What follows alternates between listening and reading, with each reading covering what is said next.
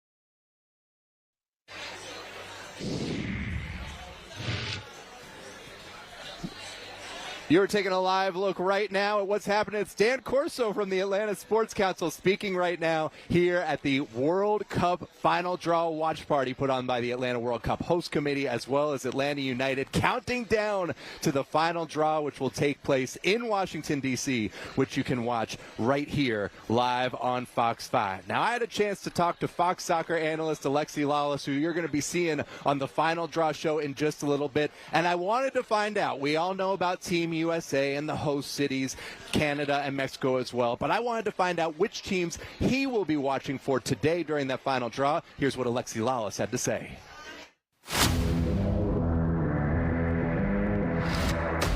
So keep in mind, only 8 nations have ever won the Men's World Cup. I think right now, if I'm putting my money down, it's on teams like Spain, France, and Argentina, the defending champions. Oh, and not for nothing, but Messi in his new backyard defending his World Cup. Then you have teams that kind of come up out of nowhere. Morocco right now is flying. We've seen Croatia. There will be surprises. And by the way, can I just say something about England coming over here for the World Cup? And they talk about it coming home because they haven't won a World Cup since, the 60s. If it comes home on our 250th birthday, I cannot abide by that. We cannot have that. So anybody but England. Problem is, they're a really, really good team. All right, so we know who Alexi Lawless is watching for, and I guess who he is rooting against. We got Andy Kelly here from Fox Local Football HQ, one of the hosts of that show. So, Andy, what teams are you going to be watching for today during that final draw? Yeah, absolutely. So, Justin, I am disagreeing with Mr. Lawless as much as I like him. England is a team to watch this year. Football started there. Football may be coming home finally. This is one of the deepest squads England has had in decades. Led by Harry Kane, you've got Bellingham there, you have some fast wingers. England is a set-piece monster. They are so good when they come on the corners, when they're having the penalty kicks. They are phenomenal. They're a very, very good team. You can see Harry Kane over here. He is going to lead this team, and they're going to try to take it home for the first time since 1966. We hadn't even been to the moon, and they won that. So England's a great team. They're one of my big teams to watch here, but there's going to be somebody standing in the way. Okay. And that team is elsewhere in Europe? That team is the favorites, and they are elsewhere in Europe. That is Spain. Spain is coming in. They are the favorites, and they are the favorites for a reason. They are looking to come out strong. They have a all-around great squad, and I think you got to watch out for them. Absolutely. So we got the World Cup draw starting in just a little bit. We're going to have 8 matches in Atlanta. We'll find out those specifics tomorrow, and just what's the excitement level real quick here, Andy? Oh my gosh, it's electric out here, man. The atmosphere is just buzzing. It is fantastic. It's going to be amazing at the Kennedy Center. 48 teams, one of them's coming home with that cup, and it's just going to be exciting to watch. You can catch all those games on Fox 5. And on Fox Local, you can keep watching the Atlanta Draw Watch Party. We're going to hand it off to our friends with Fox in Washington, D.C. for the draw. Thanks for joining us. For Andy Kelly, I'm Justin Felder. You've been watching Countdown to the Draw on Fox 5 Atlanta.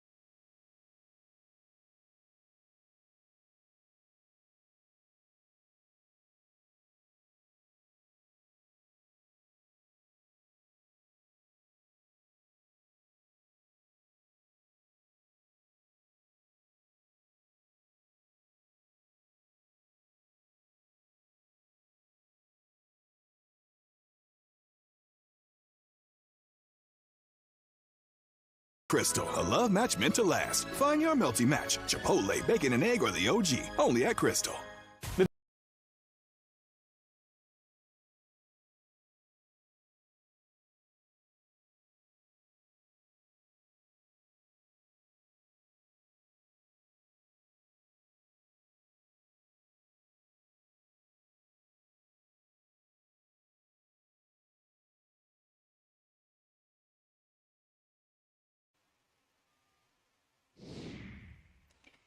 Well, welcome in, you guys. I'm Ariel Onstott, and we've been watching all things World Cup draw related and the excitement that is all of these teams coming to the United States of America and right here in Atlanta, Georgia.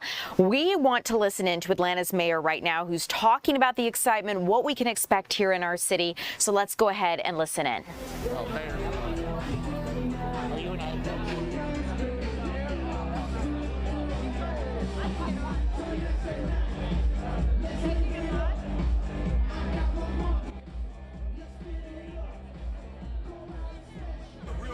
The clock starts ticking in just a few hours. All right, last one more. Everybody else?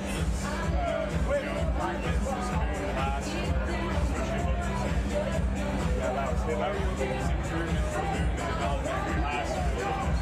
Yeah, as you know, downtown there's a whole lot of construction going on. Road construction, sewer, water infrastructure, sidewalks, wayfinding, lights, of course, the Centennial Yards, South Downtown.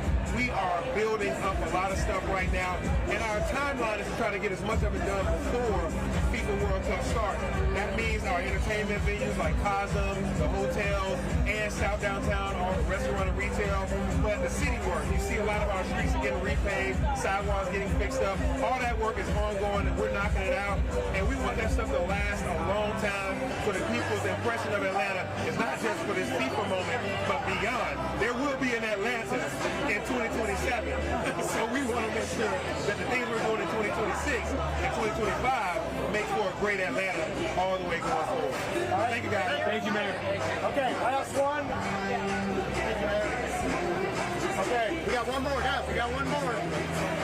So we got Brad Guzan. He is going to spell his name, former Atlanta United and U.S. men's national team goalkeeper. So Brad will say and spell his name. You go right here. Brad Guzan, B-R-A-D-G-U-C-A-N.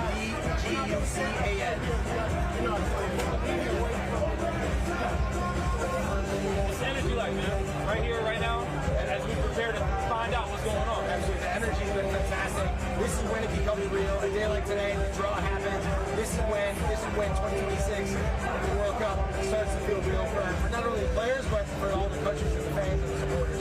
Just think about it from the players aspect. When you find out, like, when you're locked in on, how does that preparation start? You know, as you get ready. There's millions of eyes all on today, all on this draw from a player's perspective. Players around the world are watching this draw, knowing, hey, we're going to be in this group, playing this team, going up against these types of players. And that's, like I said, for the player, that's the excitement that starts to really start to build up. Listen, Brad, as someone who's been playing in Atlanta for a long time, what's yourselves and the players coming here, what they should expect from Atlanta as a Yeah, listen, the fact that we've got 8 games is going to be an amazing thing in itself. But the fact that when players and teams come here, they want to come back, right? They come to Atlanta, they play in these games, different friendlies, international tournaments. They've been here, they experience it, and they say, Atlanta, they know what they're doing. And so I don't have to have a selling point to these players, to these teams, because they come, they see it for themselves. The support not only in the stadium, but around the stadium. The city of Atlanta is truly the capital soccer capital of the United States.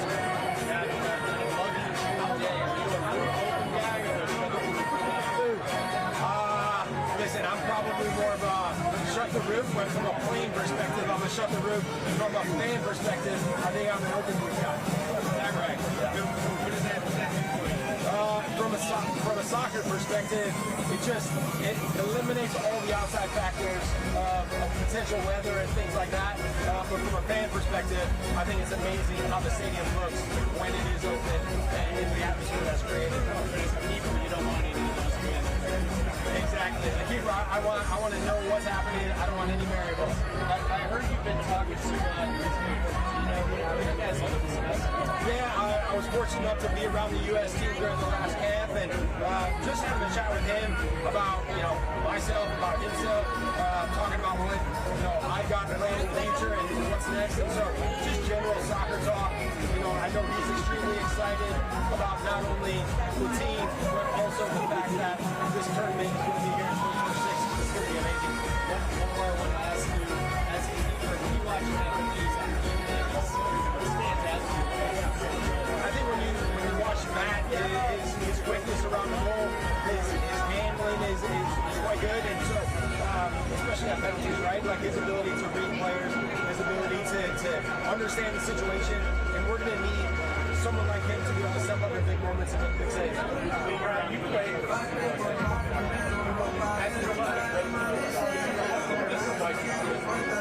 The best advice I would give them, especially in a tournament like this, like the World Cup, especially being in our backyard, is to enjoy it. I still carry those memories and friendships and relationships that I'm fortunate enough to have throughout my time as a player, part of those tournaments. And the fact that it's in the backyard, this will never happen again, right, in the near future. And so we need to enjoy it, enjoy the support, and know that the entire country's behind us. Two more questions. Two more. I know there's some questions about the consideration of one time,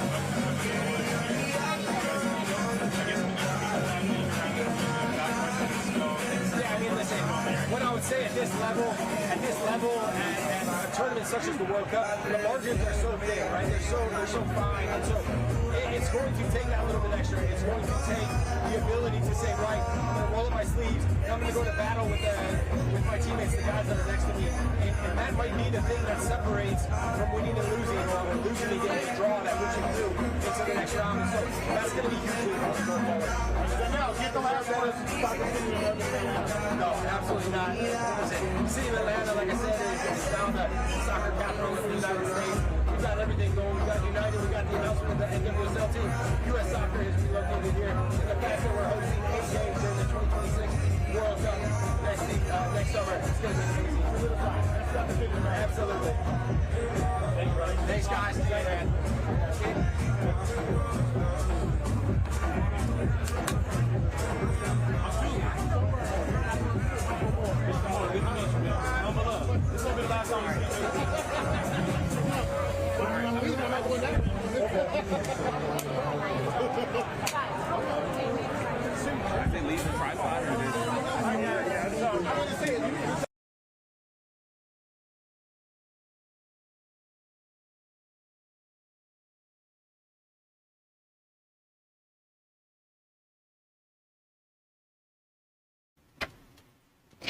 Okay, guys, you got to hear Brad Guzan speaking. He was the former captain of Atlanta United and, of course, a goalie for the team, sharing his excitement about this draw happening here. And we have Chris Rosenthal standing by outside of Fido and Buckhead, where this watch party is being held.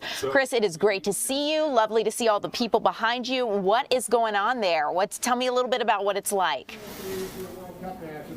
Yeah, absolutely. You know, about an hour and a half ago, there really was hardly any. And he's on 37. Setting up, but now the crowd is showing up and getting ready for the.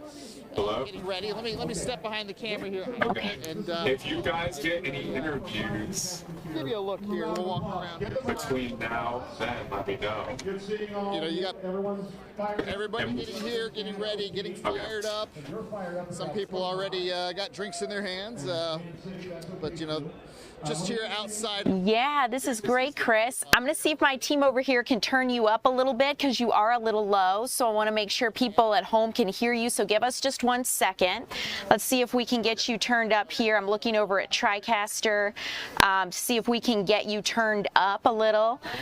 And let's see. I'm seeing all the people walking. I see you showing us, Chris. Let me get you turned up here behind the scenes so that way we can hear you as you walk around and show us what's going on. Hold on 1 second.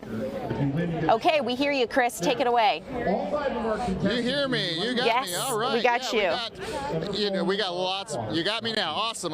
Well, yeah, I'll tell you what. The crowd is really. It's kind of growing here by the minute. You know, I gotta say, about an hour and a half ago, it seemed like there was hardly anybody here. But you know, and lots of activities for people to do here while they wait for the big draw coming up.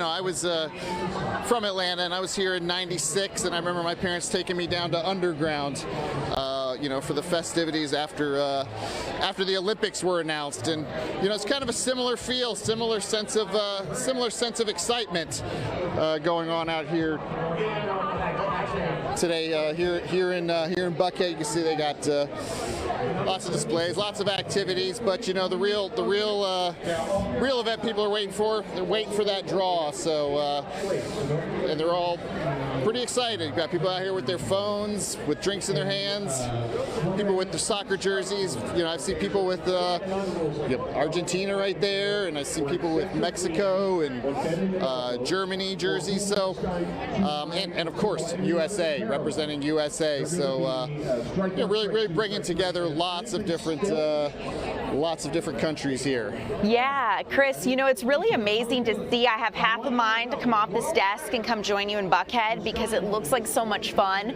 But really what's so amazing is how this will transform our city to have so many teams, 8 to be exact, here in Atlanta, and of course so many here in the United States playing these matches, people coming from all over the world.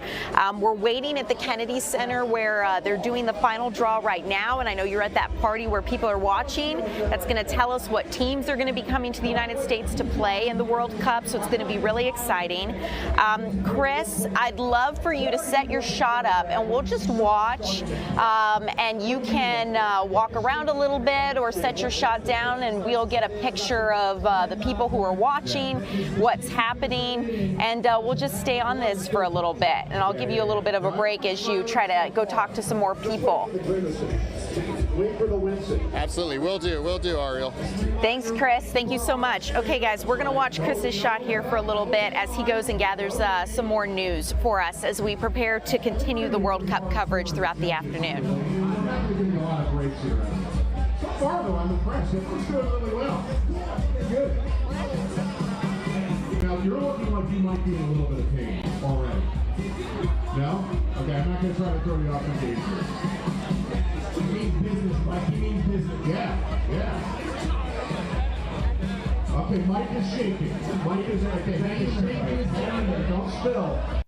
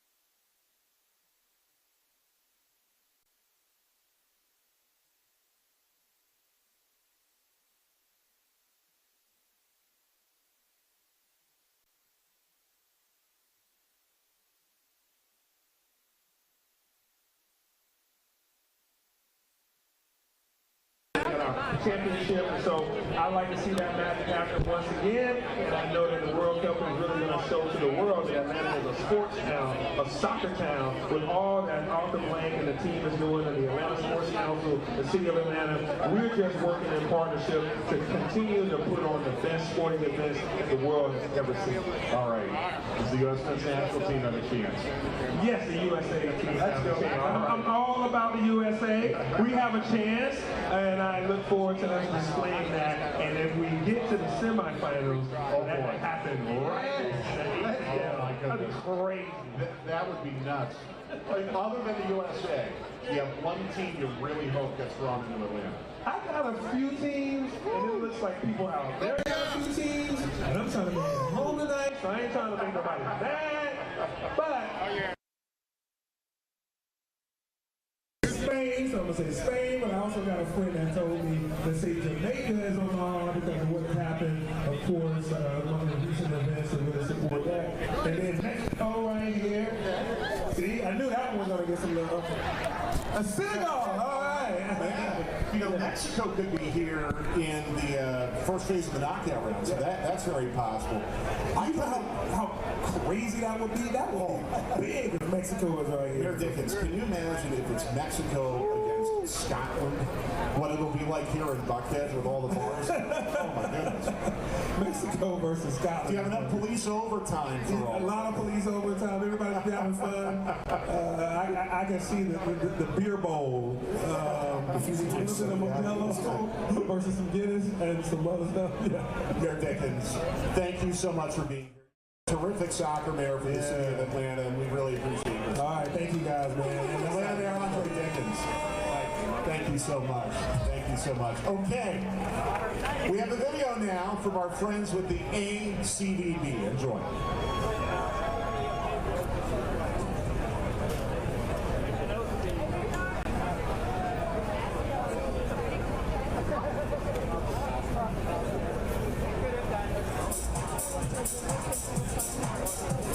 When we spill blood in the name of the crest, it's not blinding. It's how we play. So you ask me. So no, how realistic is it? The whole time. Because we want to make it and make history. Chase dreams. Chase greatness. Chase greatness. Never chase reality.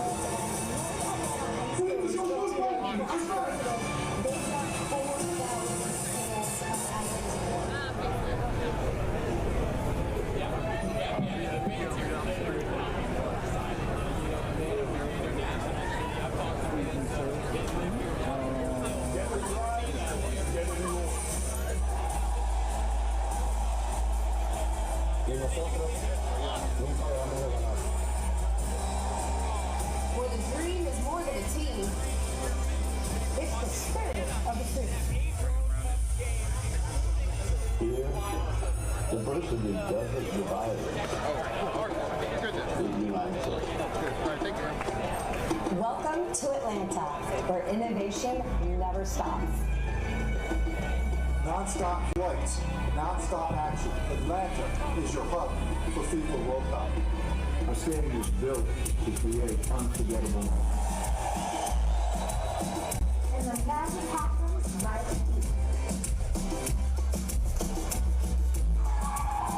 Atlanta turns it up. Feel the beat. Level up. Welcome to Atlanta, FIFA! If you make Atlanta your home during World Cup, we guarantee you an unforgettable experience. I'll see you with the A.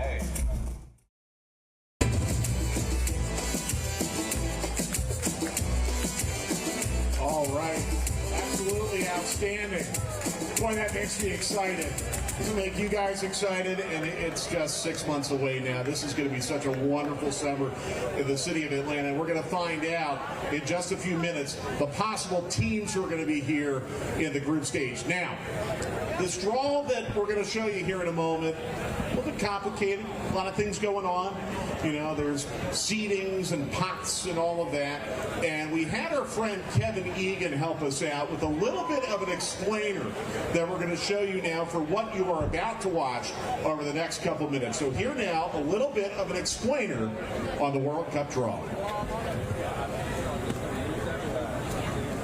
Hey, how you doing, Joe? Why are you such a good mood? Oh, here to break it all down, pal. It's the World Cup draw, 48 teams, biggest one ever. It's right here in the U.S., Mexico, and Canada. That's the thing. We're going to have 8 games right here in Atlanta, Georgia, including a semi-final. Picture this. Messi versus Ronaldo in the last 4 in downtown Atlanta. Or Pulisic versus Troy Parrott. Yes! Now we're talking. Let's go! 48 teams. How's that going? I'm glad you asked. 12 groups, 4 teams in each. The best 2 teams advance to the knockout stage. That's only 24. How do we get to 32? This is why you're the boss.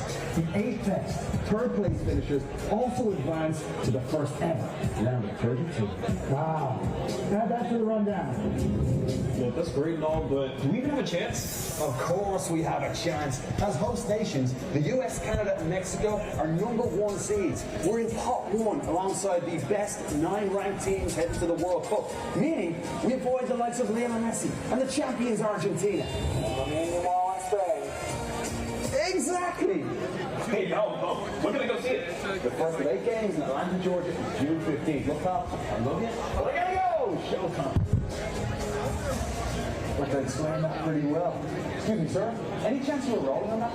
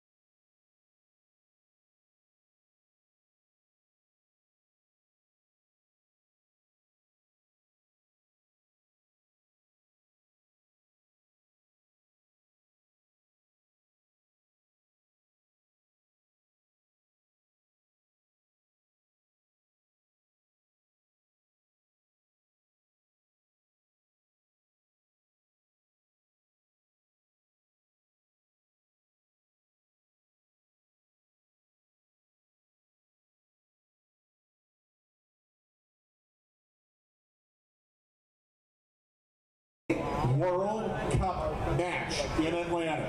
That is a major prize. So make sure you get registered. Let's keep the energy up. That's right. The vibes up. It's exciting day. When you hear your country called out, let your voice be heard, guys. Let's get this party going. Let's have this fantastic afternoon.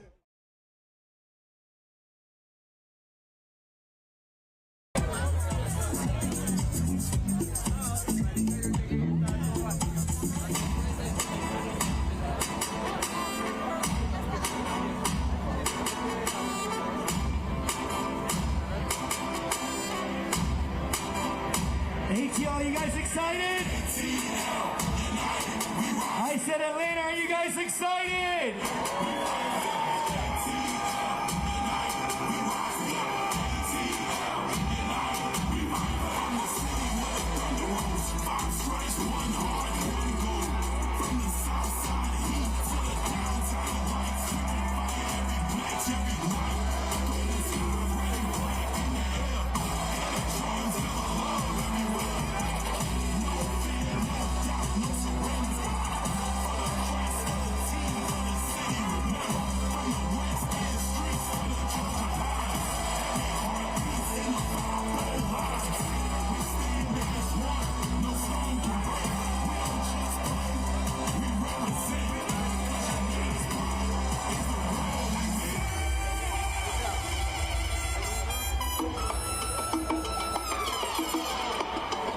Atlanta, I need you guys to make some noise.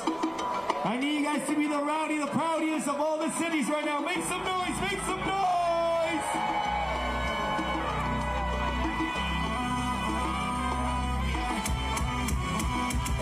Bienvenidos a mi city, a la tierra del pitch. Si a ti te gusta, imagínate a mí. Por los 85, escuchando a los amigos. En Atlanta estamos unidos, soy el 10 del equipo. Como amigos, hacemos el gol. Somos bravos como Acuña tirando home run. Me te invito a la cancha y empecé este show. Como Atlanta no hay ninguna hecha vivo. Aquí no paramos hasta ganar, porque luchamos hasta el fin. Una bulla que viene el mundial, donde está la fiesta. Gritamos el gol, con el corazón, toda la pasión, canta vivo. Gritamos el gol, con el corazón, toda la pasión, canta vivo. Atlanta United, all the cities stay fighting, all the cities be fighting. The 12 player ain't hard. Hey, we don't care who like it. 50-50 we slide. On the bank we grind. Hey, what we done? Hey. Contigo sazón, aquí tenemos pasión, aquí tenemos latinos, ahí preciso el gol. Depende el calor, Atlanta stays in the hush. Desde la silla, porque sí, aquí son.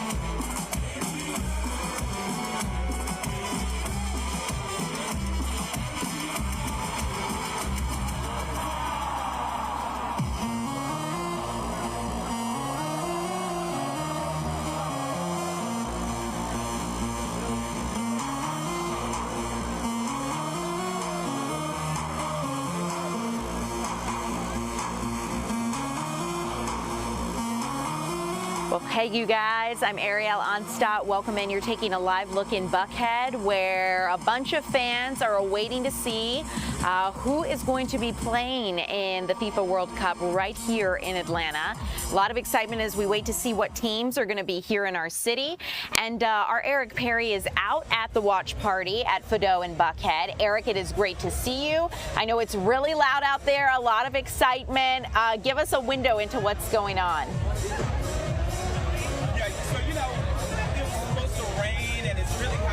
But the energy out here is really warming me up. I want you to take a look at just kind of the crowd that is coming out here on this Friday. And everyone is really excited. I've seen so many different people from all over, and they're all things, right? So it's all France to come. I was in an elevator, someone with Argentina wants to come. A lot of excitement, and they're really looking forward to next year. Now, I've talked with the mayor and other officials as they hope that this will bring in an estimated $500 million, but because depending on the team, it could be up to $1 billion of economic growth and impact in the city. All right, come on, Ariel, let's take you through this kind of area here. This public park, you have so many different places that are through here and just different vendors.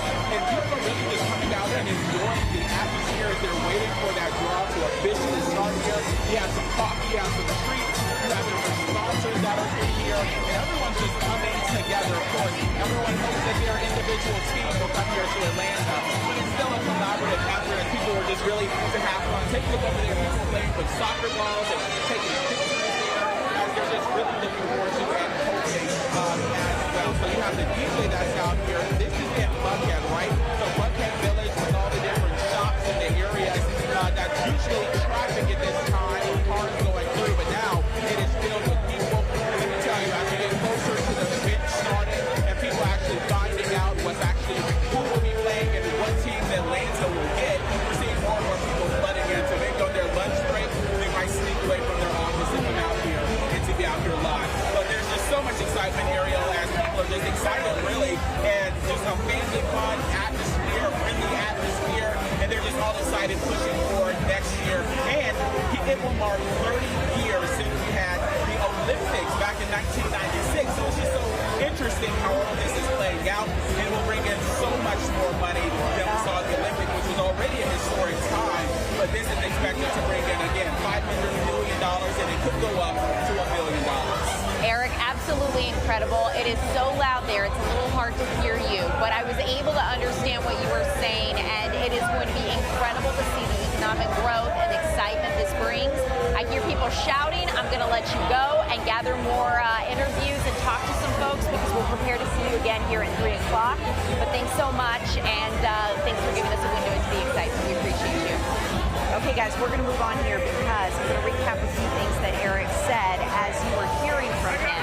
It is a little bit loud. We're going to get that turned down, as you can hear. Okay, so $500 million in economic investment that the World Cup is expected to bring here to Atlanta. And you heard Eric say that could go up to $1 billion. So absolutely incredible.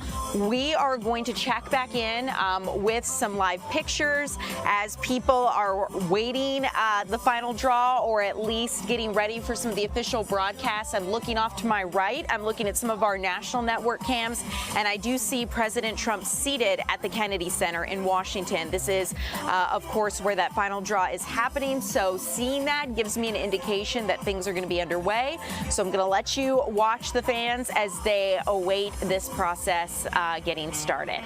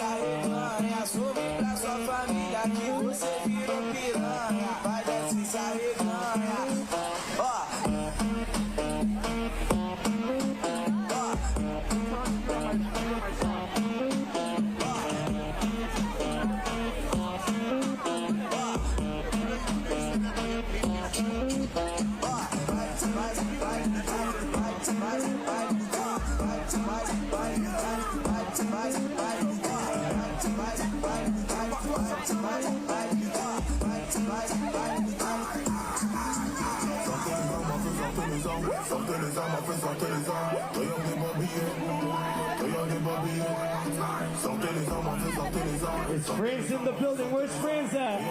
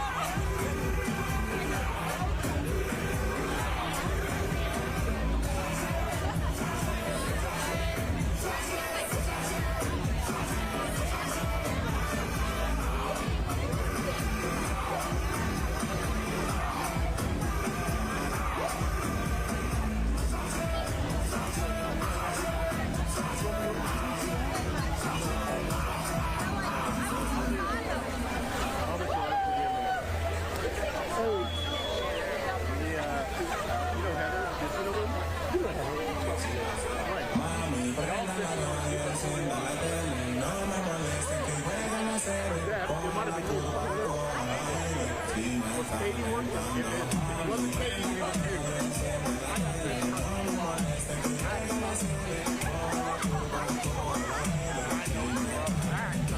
It was years ago.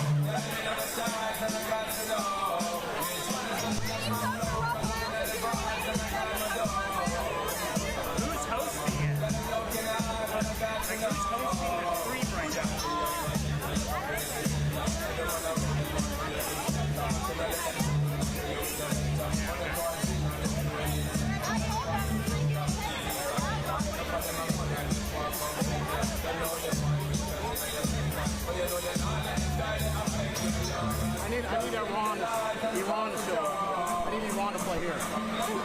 Iran.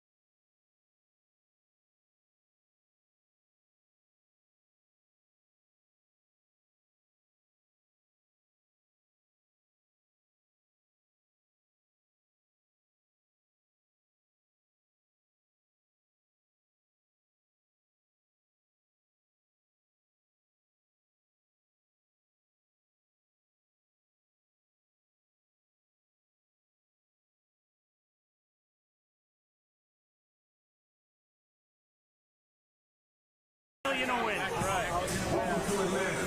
Host to FIFA. All right. Y'all know what this is. I'm gonna go now and see if I can host and toss Raphael. Stay here. Atlanta is more than just my hometown. It's where unforgettable moments take center Next to stage. Ariel. And trust me, Atlanta knows how to No, let's toss it to Raphael. Hey, Raphael, how's your team? Welcome to Atlanta. You don't walk away from that shit. My team beat him twice. I'm not worried about it. My team just beat your team. We understand, man. We care on the show. How many goals did you guys score in that game? You got 3 points. We got 2 trophies. Hey, all right, you're close, brother. What we got up there? Well, the dream is more than a team. Yeah, I'm gonna go back and see if I can host and toss to Raphael. Okay. So you can ask me some actual questions. Yeah, I'll ask you an actual sorry. Yeah, because I feel like we should just talk about like ideal group Welcome to scenarios. Atlanta, Who do you cheer where innovation never for? stops. Dominican, no one. Yeah. Non-stop Portugal, really? Because I want Ronaldo to win. Okay, so you're talking about Ronaldo's last World Cup and shit like that? Our stadium was built to create unforgettable moments. And the magic happens right You good? Hey, great job, Rick. Oh, yeah. Atlanta turns it up. Feel the beat. I have to hug you. I know that's everybody thinking.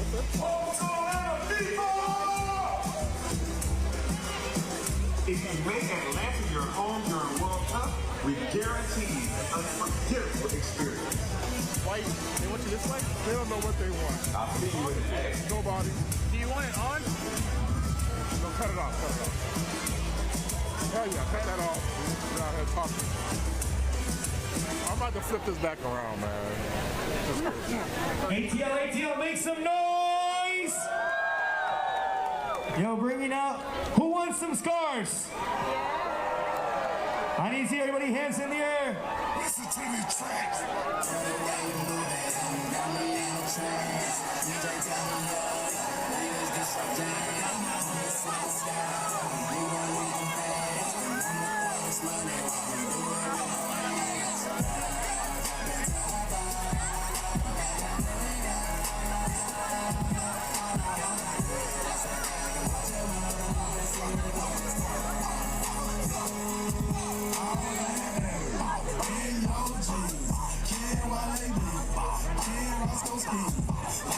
She don't care what she wants, she gives this. Asking for a yellow bone. DJ, this my favorite song, so I'ma make it thunderstorm. Throw it, want it, block it, yeah. Throw it, pick it, I don't care. Dresses flying everywhere. Have my partner Roscoe like, bro, I'm drunk as hell. Can't you tell? Do something good that fit this stack so fucking well. I'm trying to hit a hotel with 2 girls, that's why I'm take these funds, no pay Moscato, got a freaky. Hey, you got me in the trends. Please take off your pants. Rock on the handstand, you got me swaying. Please let me a fast down. Got me in the trance. DJ tell me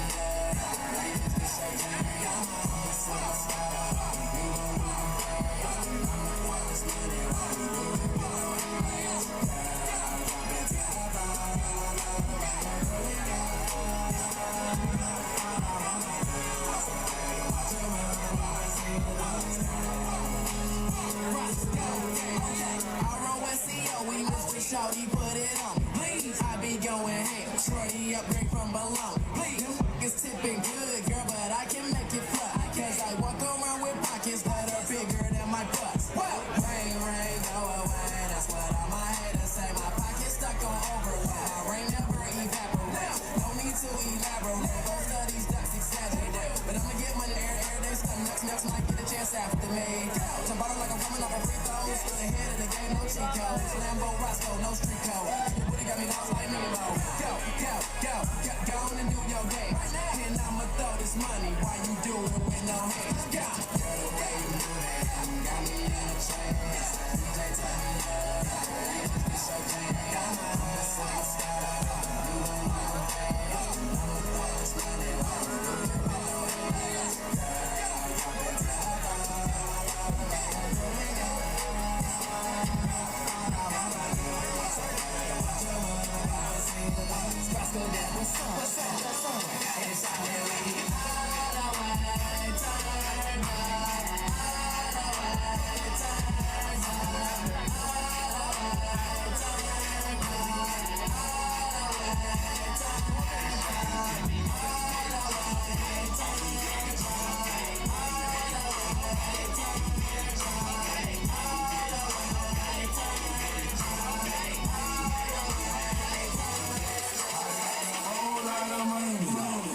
Johnny for me.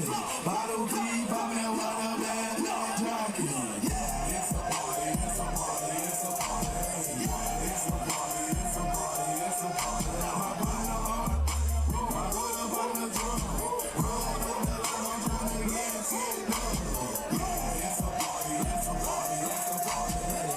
It's a party, it's a party, it's a party. I stand up in the club, rolling up that lock. My key music give me to that be quiet. My presence start to riot. The girls get excited. Hold on, wanna try it. I'm like, when I try it. My sweat they wanna buy it. My juice they wanna try it. The club going stupid. When I owe they do. Jimmy got a choose. Jimmy needs you. Road Street Billy. Who you killing? Bro, 2 years ago, never worked for me. Just until the ceiling. That's how we rollin'.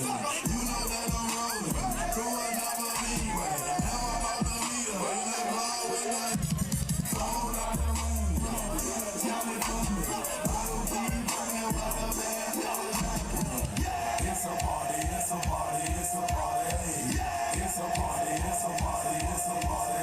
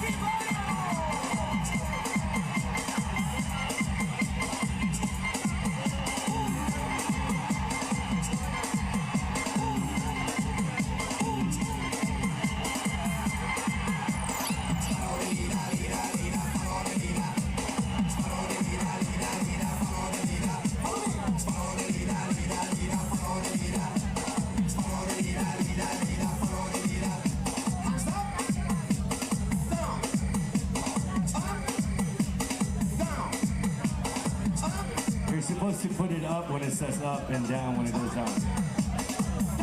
Everybody now, put 100 here. Come on, ATL, we partying. And we going from left to right.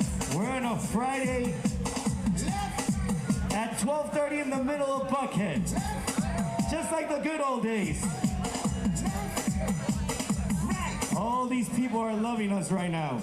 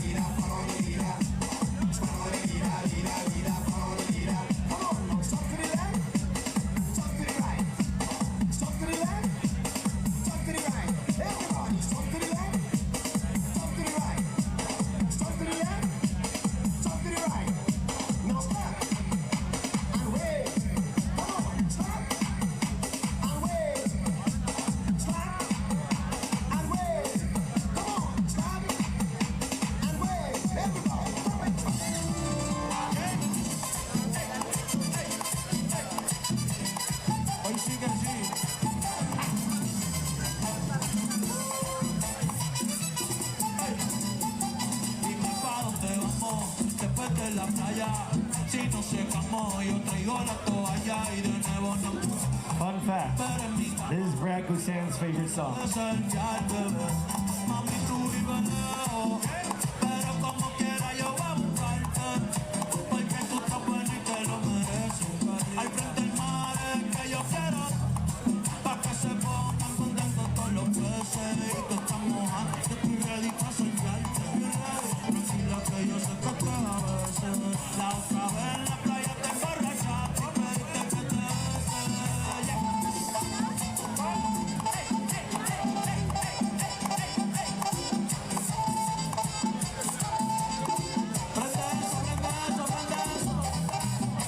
Welcome back to the stage, Mike Cunty and Brad Gusan. All right. Thank you, DJ EU. All right, everyone having fun? Whoa, whoa, whoa. Are we having fun? There we go. Let's go. Brad and I were taking bets, would the draw actually start on time or not? Yeah. Who here thought that we were going to start on time in terms of the actual draw? Yeah, I agree with everyone else. So they're doing all kinds of fun and important things, but not picking the teams yet. So we got another minute. So this is the most important thing you can do right now, and it's scan that QR code. Make some noise if you scan the QR code yet. I like it. I like it. That's good. And that's not 100% true. So we need 100% of you to scan this QR code because, again, we've got fantastic prizes that we're giving away, but you've got to register.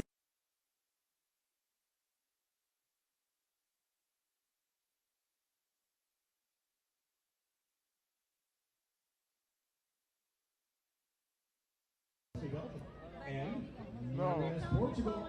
Yeah. Tell them, is that for the show or is that for online? Oh, where's the show? So you're in Dallas Station. Let's go. Atlanta. Hey, who out there has already registered and has secured tickets to games? Okay. Going? Can I go with you? Do you have to connect? Okay, meet me over there. Absolutely. I tried. I'm on the wait list. I'm on the wait list. I'm not even on the wait list. I can go home. I'm much lower right now. Okay, so again, QR code.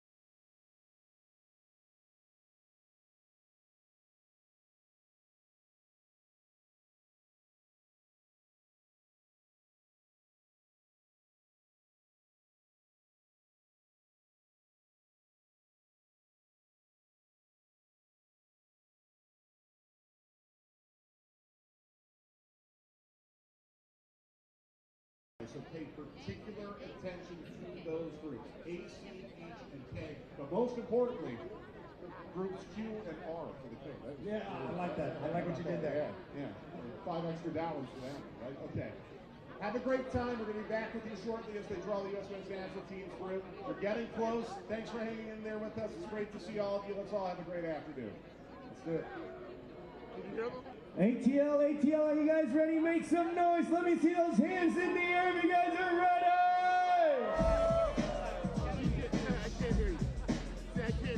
I can't hear you. I can only hear myself.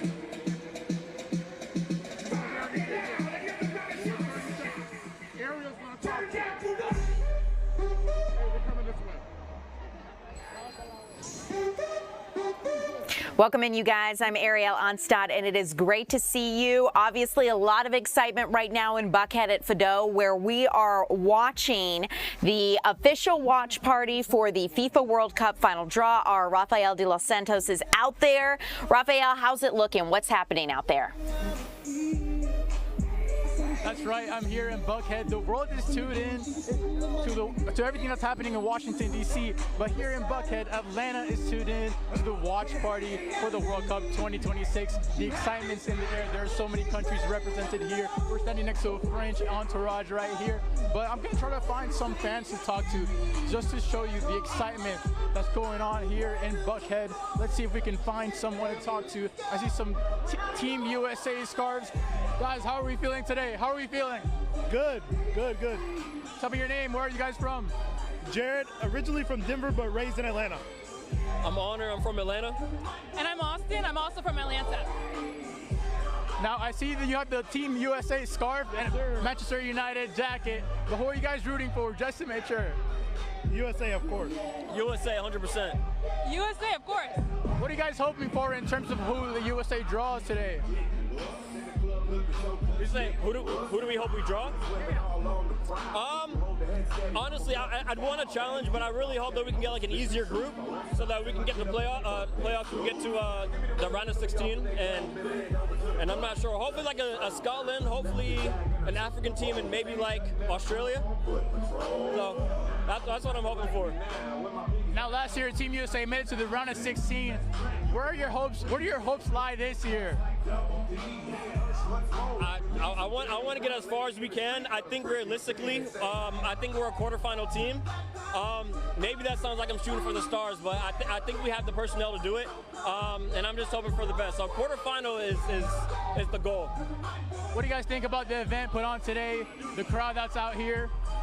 Oh, I think it's great. I think it's a small taste of what's to come, and I think it's going to be a great World Cup and the great US of A, and I think it's going to be a fun event. Yeah, I think Atlanta is definitely a growing city. I think it's one of the best cities for soccer in the United States. If you look around, obviously you can see that people are excited just like us. So I think it's great. It's going to be exciting when the summer comes around. I mean, yeah, I took the day off of work to be here to witness history. We have the best stadium in the world, so I'm excited for the world to see it. Ariel, as you can see, Buckhead's excited. Team USA is very represented as we keep walking here. We have another group. I see you have a Team USA hat on. Is that what you're rooting for today? Absolutely, I'm rooting for Team USA. Yeah. Of course, let's go. Yeah, go USA. What are you guys hoping for in terms of the draw? Oh, I mean, I think the US is going to beat anyone they play, so it doesn't matter. Just here for fun. Yeah, we're just pumped to see it and ready to go. What do you guys think of the event today here in Buckhead? It's awesome. Like, really great turnout. It's fun. The vibes are high, for sure. Yeah, can't wait to see how Atlanta turns out for the rest of the games. Like I said, Ariel, the vibes are high. Team USA is pumped up. Buckhead is turned up. Everybody has their hands in the air, as you can probably hear. It's a great event.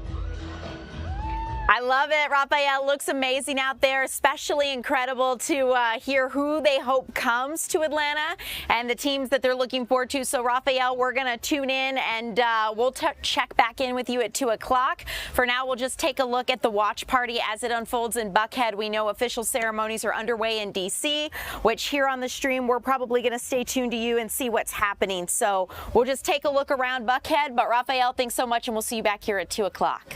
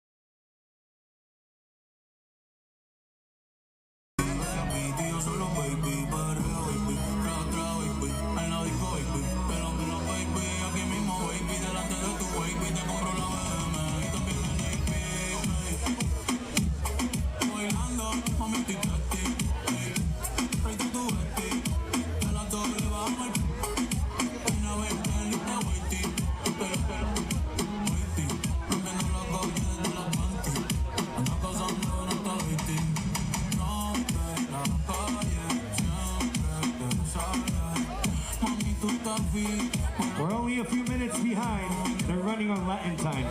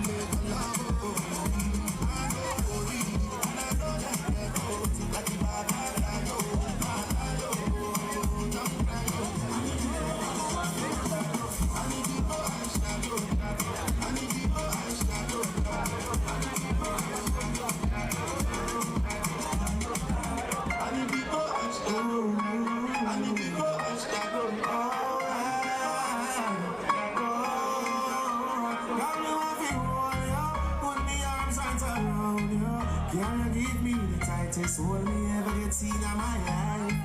Got me one for the squeeze, yo. Put me thing right around, yo. What country's gonna carry that trophy next summer? At the count of three, yell it, yell it. 1, 2, 3. All I heard was Argentina again.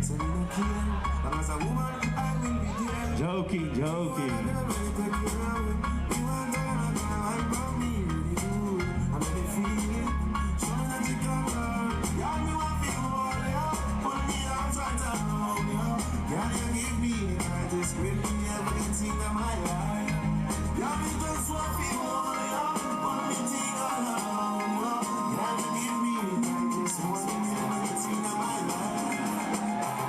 Give it up for Brett Hussein! Whenever you're ready. Let's see, let's see.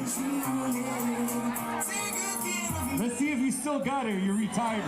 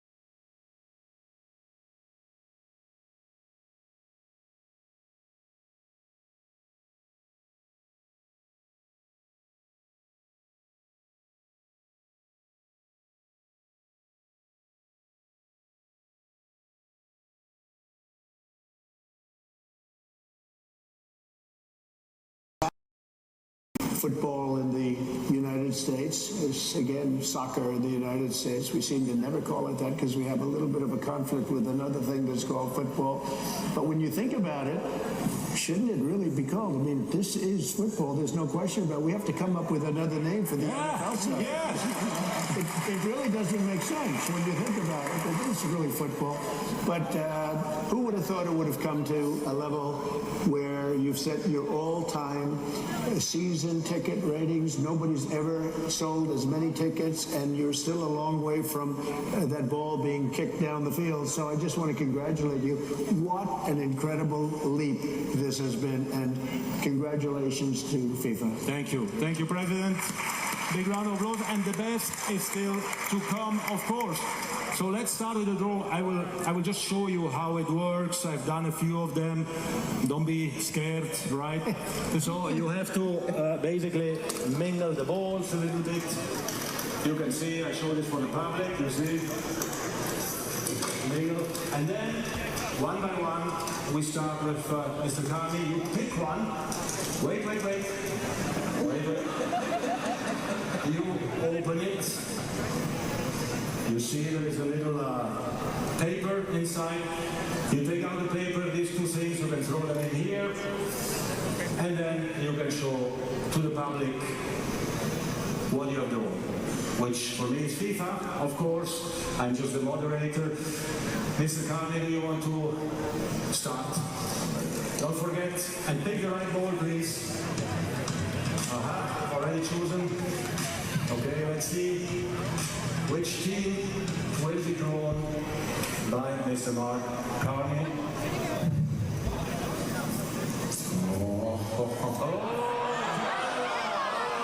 Congratulations. Canada, ladies and gentlemen, the first team drawn in this World Cup Group B1 for Canada, by the way. We can continue, por favor, podemos seguir, Presidenta. Vamos a ver el sorteo más importante del mundo y vamos a ver cuál es el equipo.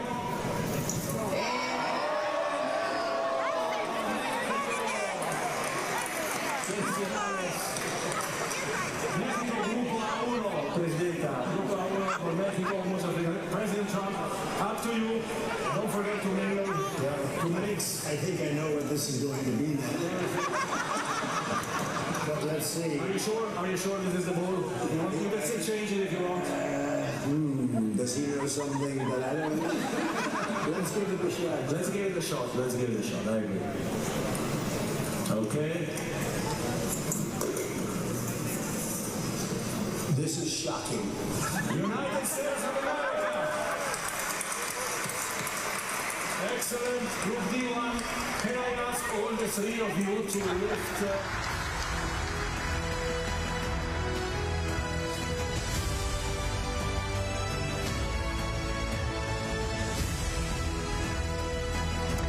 Now, in just 6 months' time, millions of fans from every corner of the planet will bring a world of noise to here for another photo so that everyone can see what you're doing. Here we are.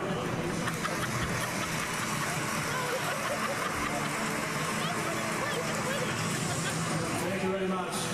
Well done. Congratulations. Great assistance. I want you on camera. I may take a selfie with the three of you.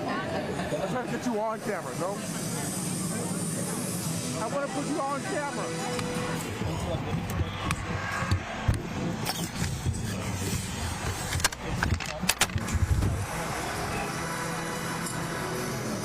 So Mexico in Pot A, Canada in the B group, US as preordained in the D group. A live performance from Lauryn Hill and the rest of the draw coming up from DC, where our coverage on Fox returns.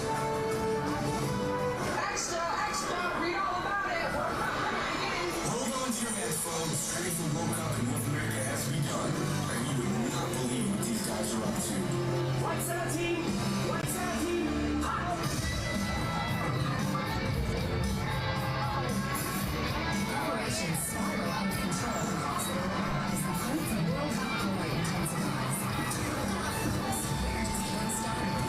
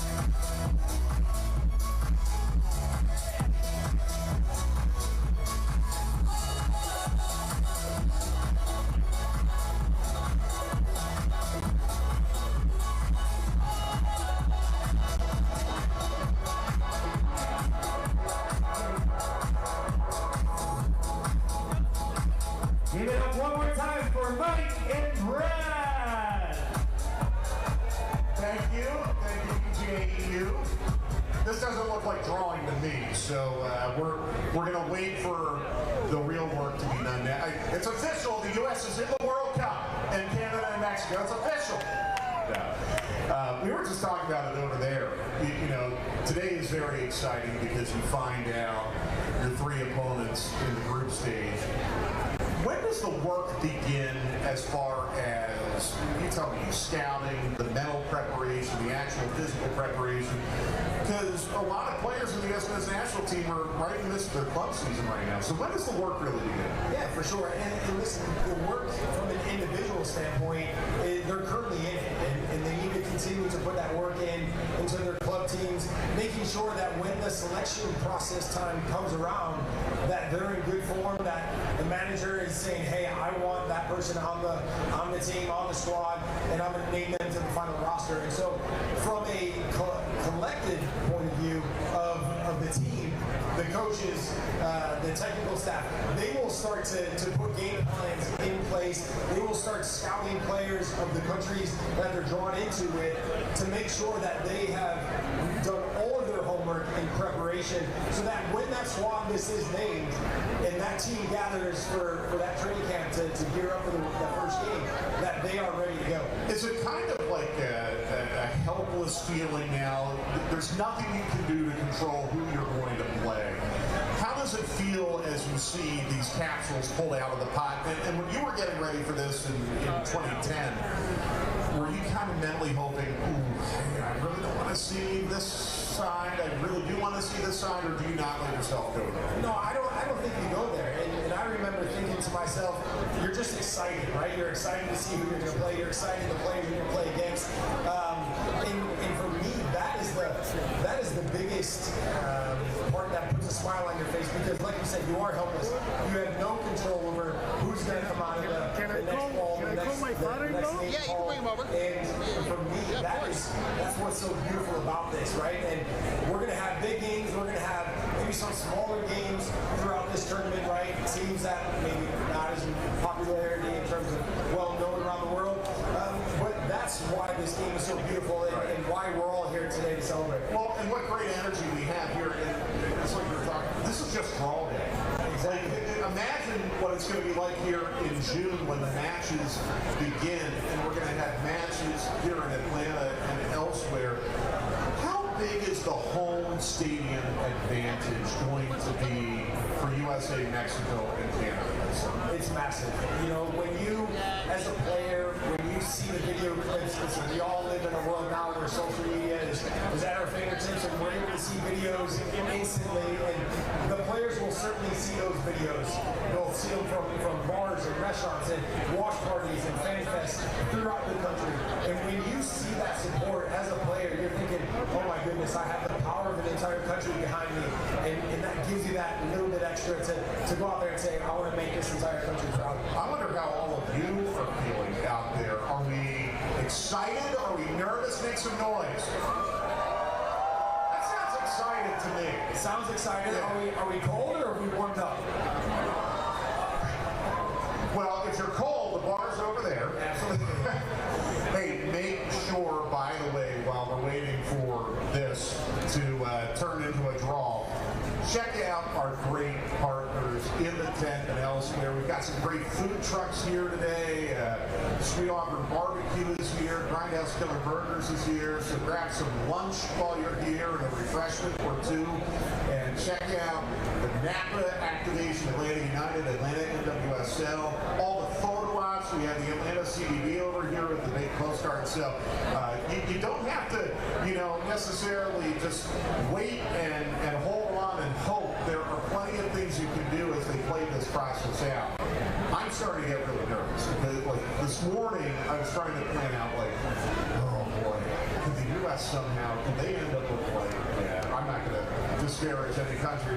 There might be a fan here, but in reality, I'm thinking, I would really not like to get one of the best top two teams from Europe. And I would really, really not like to get one of those playoff teams in pot 4. That's the tricky thing. Pot 4 is typically the lowest ranked teams. We've got all those playoff teams there. Someone could end up with Italy in pot 4 or Ukraine or a really, really good European. Absolutely. but what I will say is, listen, it's the World Cup, right? It's going to be the largest sporting event in the history of sport, and there's not going to be any easy games. All the games will be difficult, whether it's a powerhouse or whether it's a smaller country. They're going to be difficult games. Yeah. Everyone is going to turn up on the day to perform at such a high level. Well, and it's so hard to get there, and even with it going to 48 teams now, just to get there proves that you belong. Like, you don't fluke your way into a World Cup. I know you have been through the qualifying process, and so in a way, all of this today is a reward for that hard work over the last 2 years. Maybe not so much for the host nations this year, but you know what I mean. It's the culmination of 2 or 3 really tough years of hard work. It is. It really is. Those 2 or 3 years that you speak about in terms of the qualifying process, you're going to away venues, away countries, having to grind out results, find a way to put points that allow you to stay in the qualification process, and ultimately, when you have solidified that opportunity to have your name in the hat and be a part of the draw, that's when the excitement starts.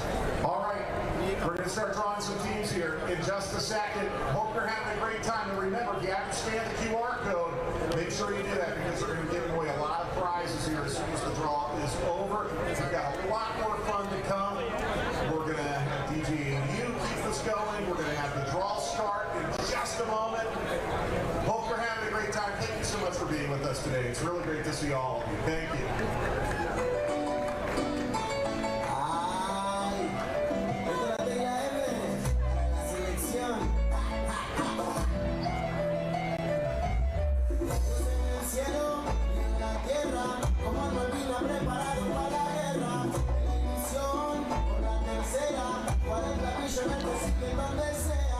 Le mandamos cumbia, perro.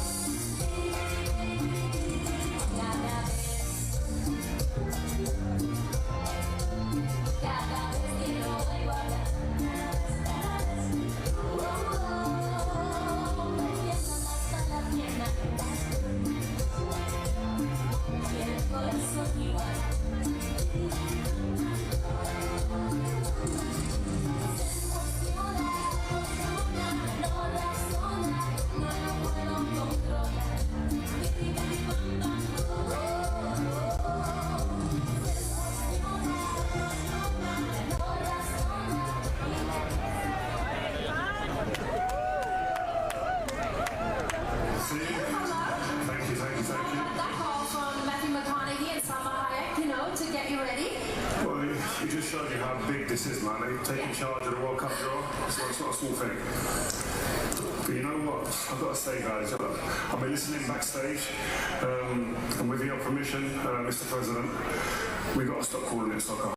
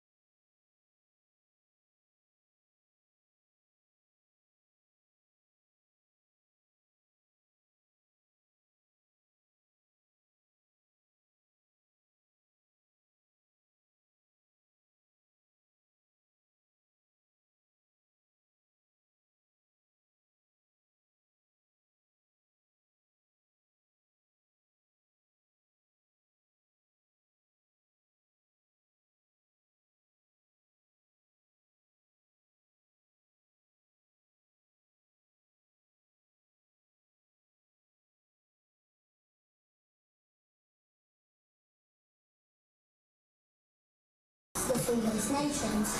Pot 2 has the next 12 highest ranked teams. It's the same for Pot 3, but that has the next 12 highest ranked teams. And Pot 4 has the next 6 highest ranked teams, along with 6 placeholders. Wait, placeholders? What are they? There's still 6 spots up for grabs at the FIFA World Cup. 6 spots? FIFA World Cup 26 playoff. 6 teams, 2 qualify. European playoffs, 16 teams, 4 qualify. Those are 6 placeholders, and they'll be confirmed in March. Placeholders. Got it. Next, the three host nations. That's already been taken care of. Good news. They are in A, B, and D. The teams in Pot 1 will occupy the first positions in each group, and the 3 hosts are already placed. Your draw systems will draw Pot 1 first, then on Pot 2, then Pot 3, then Pot 4. Straight through, one pot at a time. Rio, listen up. This bit is very important. Teams from Pots 2, 3, and 4 will take a different position in the group they are drawn into.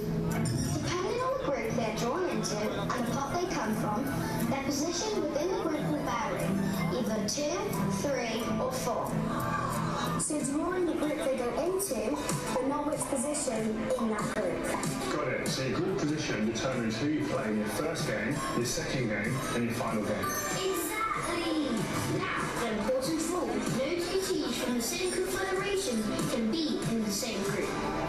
So no 2 African teams together and no 2 South American teams together, right? Correct, but there's one exception. That doesn't surprise me. European teams. There are 16 European teams at this FIFA World Cup. So 2 European teams can be drawn into the same group, but no more than 2. European teams are the only exception. Noted. Now let's practice the actual mechanics. Oh, please give the teams a good mix and draw the first team from Pot 1. It's time for Pot 2. Pot 3. Finally to Pot 4. You've got this! How do you feel? Good. It's a lot to memorise though. How do you think you guys all become experts? My mum reads me the full draw procedure every night before bed to help me fall asleep. Wait, where will you guys be during the draw? Can I call you if I need help? It's a Friday, silly. just about you guys.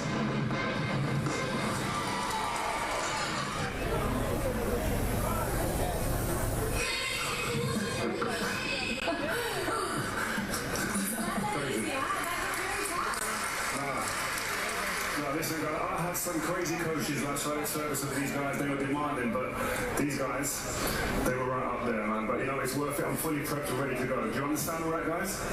No, okay. Hold on, not quite done yet. One more big surprise, Kevin. I know you've been waiting and you've been practicing. Now it's your big moment. No, this is a really big moment for me, Heidi.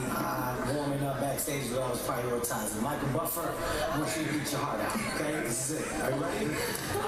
A national hero who redefined the game. He played a winner of 4 Stanley Cups, hockey's ultimate prize. He's also known simply as the Great One. Ladies and gentlemen, Wayne Gretzky.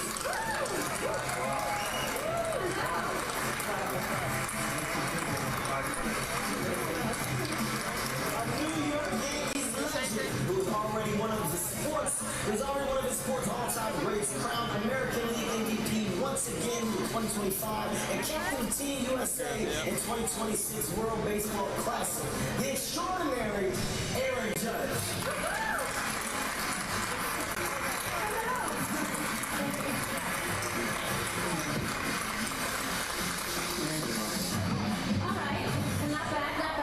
I'm not sure Michael's going to be too worried about his job though. I also have been practicing myself. Cue the music. A giant of the sport and one of the greatest basketball players of all time, a 4-time NBA champion. It can only be Shaquille O'Neal. You're good, right? Yeah, more or less. Yeah, and then I have a 2 and 3 o'clock thing.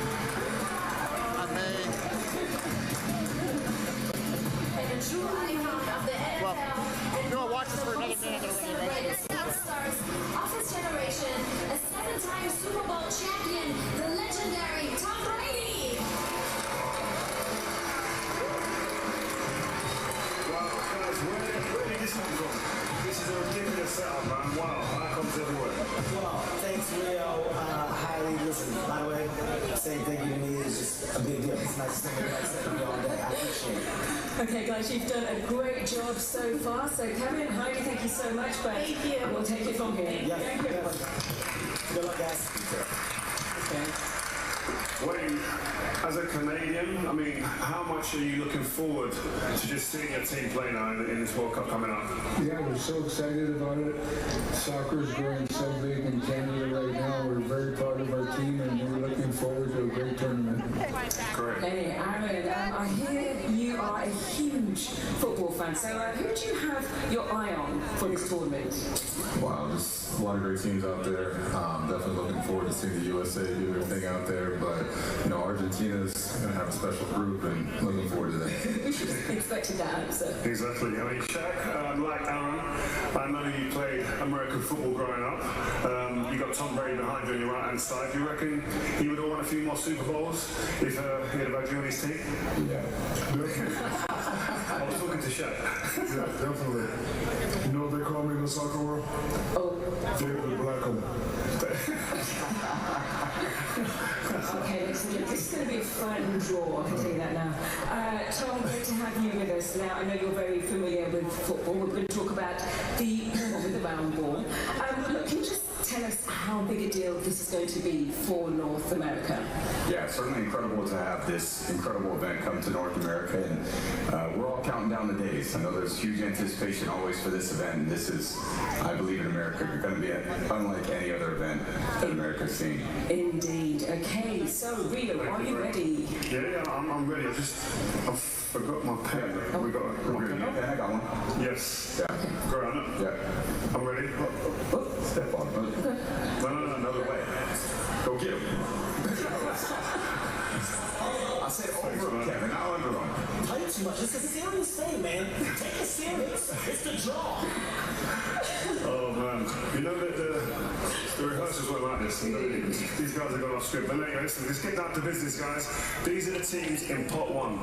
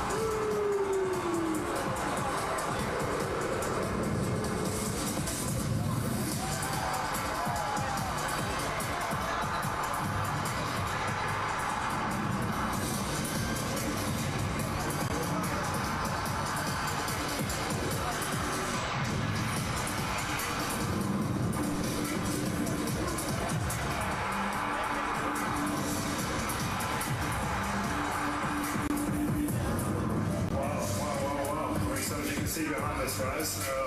3 co-hosts. I mean, they've already been drawn from pot 1. They go into Group A, B, and D, and that means that there are 9 teams still to be drawn. Right, Sam? Are we getting that? That's right. But one thing to remember with the draw, as per the draw procedures, which Rio was so perfectly taught earlier on, the 4 top teams in the FIFA Coca-Cola World Ranking will be drawn in a way where the top 2, Spain and Argentina, must be drawn in different pathways. So that means if they both win their group, they would only meet in the final if they make it that far.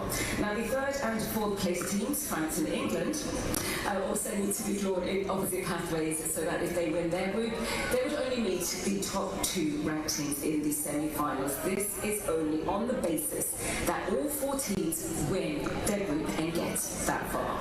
Okay, so if England win their group, they could only meet Spain or Argentina in the semi-finals. Yeah, that's correct. But remember, only if all win their groups. Oh, so okay, it's like the NBA playoff bracket, right, Shaq? Listen, so wherever you're watching this in the world, it is time right now. The FIFA World Cup 2026 technical draw powered by Aramco. Tom, it's your turn, man. Let's go. Ready? Yeah, pot 1, we're starting.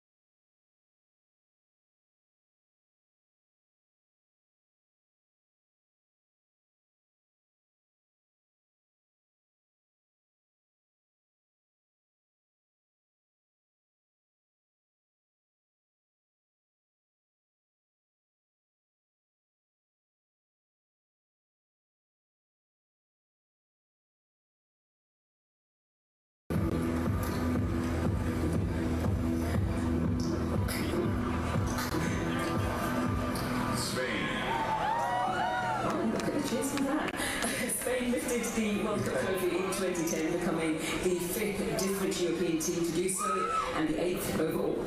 Yep, Spain going to Group H in position 1. Okay, you're doing well. 4 more.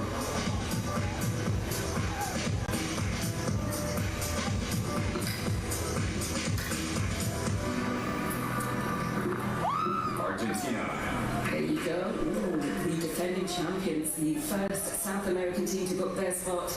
Can Argentina now defend the title they won in such thrilling style in Qatar and lift this trophy for a 4th time? We all remember that final, right? Yeah. Yes, I hope you do. Thank you. Well, we have a factor here, so just so you know, the first one, Argentina going to J1. And we skip I because Spain and Argentina, they must be in separate pathways. So Argentina Group J, and they go into Division 1. Okay.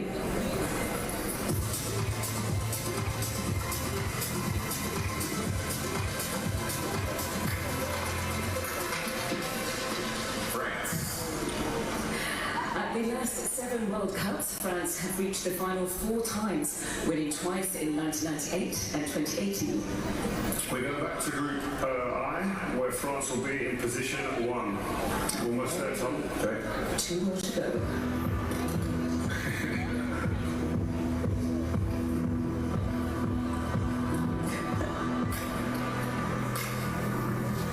Portugal. That's a great, of course, great. Third on their debut appearance in 1966 and fourth in 2006, Portugal are heading to their 7th successive World Cup. Portugal going to Group K in position 1. Okay, 1 more to go. That's 1. Okay. Almost there. You got it. I believe in you. Good luck to you 3. Oh my goodness. Yep. Rio. Yes. England. I was wondering where we were going to be at. And finally, England, the 1966 champions, were the first European team to qualify, winning all 8 games without conceding a goal. Yep. So, neutral, right? Yeah, I'm being as neutral as I can be. Yeah, England going to Group L in position 1, and that caps off pot 1. So thanks a lot, Tom. Great work. Danny, where are you in the crowd? Where are you? There you are. Which superstar have you got now? I'm over here, and then you got a lot of legends up there, but I got one myself over here. Iker Casillas, 2010 World Cup winner. How excited are you? Yeah, bring it. There you go. How excited are you for this World Cup? Bueno, pues algo maravilloso, algo que yo creo que es novedoso, que al final todo ha evolucionado para bien y cuanto más equipos, cuanto más gente pueda disfrutar de un evento tan importante como es este, yo creo que llega a cualquier rincón del planeta es bueno para el fútbol y bueno para las aficiones. Y ¿sabes que la última vez que ganaron estaban en Grupo H también? Bueno, pues mira, pues esperemos que pueda ser una premonición, que pueda ser una continuidad de lo que pasó en Sudáfrica y yo creo que tenemos una buena selección, respetando a todas las que se van a dar cita aquí en Canadá, Estados Unidos y México, pero España yo creo que parte como una de las favoritas. Perfecto, muchas gracias. Hey Rio, do you ever get to score on him? What type of questions is that, Danny? I'm a defender. No, I know, but you come up for headers all the time. Yeah, no, listen. See what I'm saying? It's not in the script right. Guys, professional. What are you trying to do right here? I mean, we're going to talk to you later. Let's move straight on. We've got a big man Shaq on the right hand side, ready to roll. And I'm sure everybody in here is waiting to see who their team's going to be playing. So, Shaq, take it away. But here, wait, Shaq, 1 second. Here are the sort of team nations that are in pot 2 first, the video first.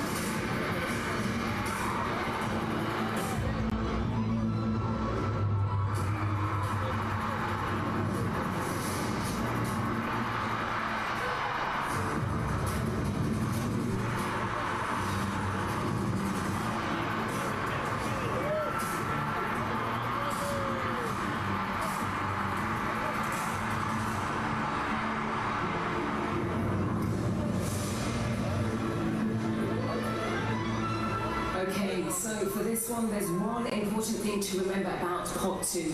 Now, as explained earlier, teams from the same confederation can't be drawn into the same group, except for European teams. So that means the 3 South American teams in this pot cannot be in the same group as Argentina or Brazil. Exactly. You're getting the hang of it. I love it. Yeah, those kids taught me well, guys. So a great shot. Now is the time to get your hands in amongst the balls. Yeah. All you.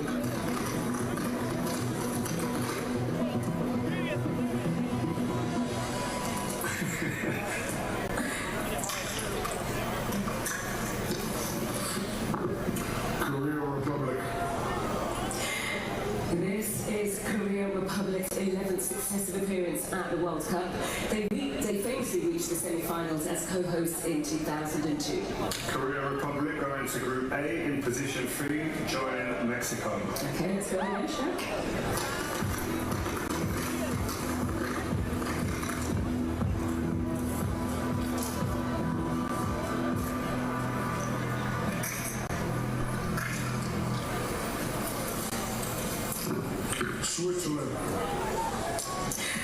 Switzerland have reached the quarterfinals on 3 occasions, the last time coming on home soil in 1954. Yes, Switzerland going to Group B, joining Canada in position 4.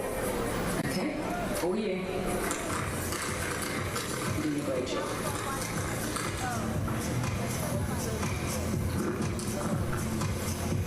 Crack it open, just crack it. Oh, yeah.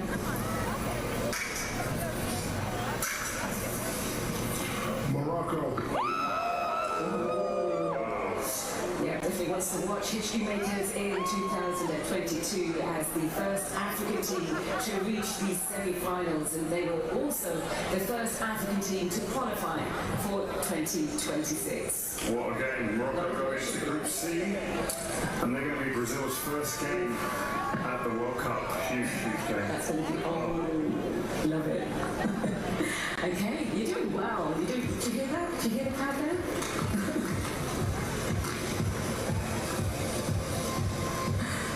So he's getting the hang of it now. Yes. Australia. Big noise there. The Socceroos have reached the knockout stages twice in 6 previous participations in 2006 and 2022. Australia will go into Group D, joining the USA, and they'll be in position 3. Okay, let's go again, Shaq.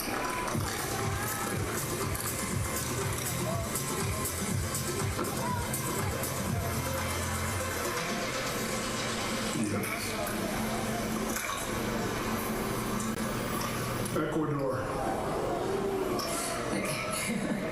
Second in qualifying with the fewest defeats and fewest goals conceded across South America, Ecuador are now heading to their 5th World Cup. Ecuador going to Group E, joining Germany, and they go into position 4. Okay, your time again. Finish up.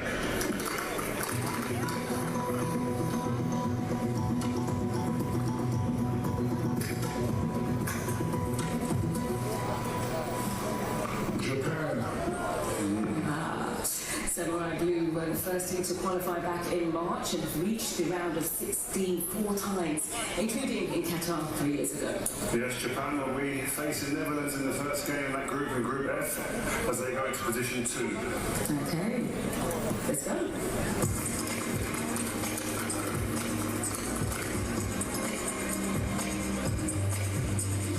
You're doing very well.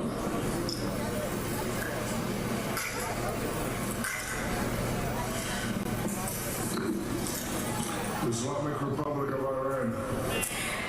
This will be the 7th time we see the Islamic Republic of Iran at the World Cup, and this is their 4th successive appearance. Islamic Republic of Iran going to Group G, and they go into position 3.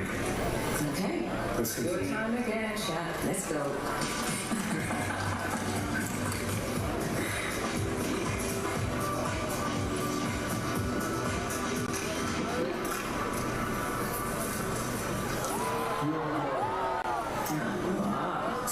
The very first FIFA World Cup host in 1930 lifted the trophy on home soil, and then won it again in Brazil in 1950. Uruguay going to Group H in position 4. That'll be the closing game against Spain. of that group. What are you doing? this is actually turning out to be really good. Let's go. Yeah, let's go again. That's so good.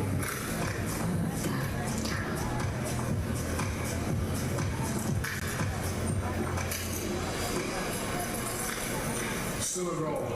Yes. A win over reigning champions France set Senegal up for their best World Cup performance so far when they reached the quarterfinals in 2002. And Senegal going to France's group, which is Group I, and that is the first game of that group. France versus Senegal. Wow. Oh, this is turning out to be a well shot. Let's go again. You think it's some blinders, love it.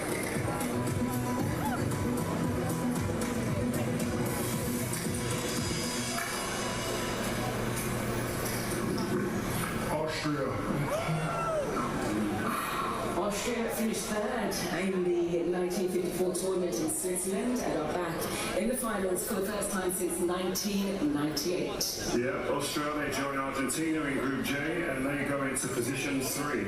Okay, 2 more to go. We're getting there. We're getting there.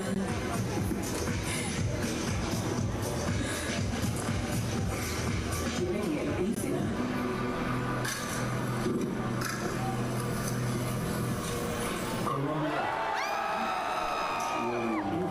The 2014 quarterfinals come into the tournament with confidence after setting a new national record for goals scored when finishing third in the South American qualifying round. Yep, and Colombia, they go into Group K into position 4. Finally, you've done it.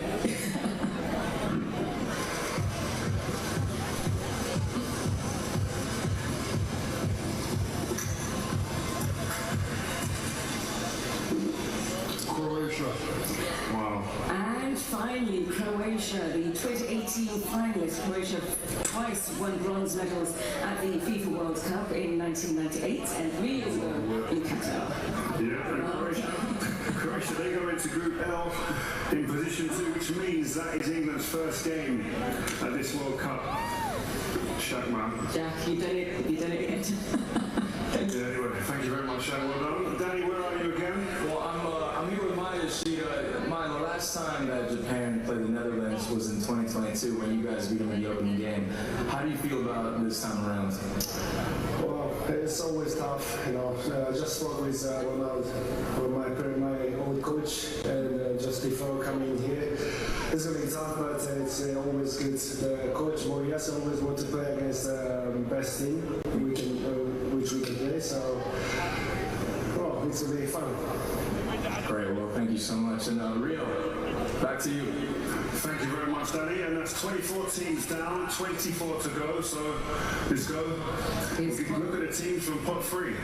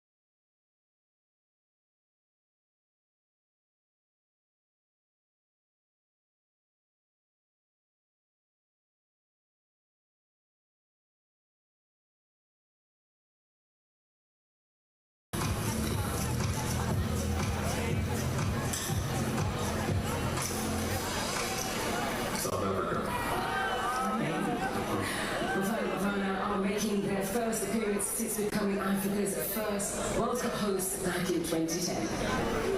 Well, can we just take a break? This is the first game. This is the opener for the World Cup. So South Africa, they go in to Group A, Position 2, June 11th, Mexico City, Mexico, South Africa. Huge game. What a start. Great start. Let's go around. Over to you, Aaron.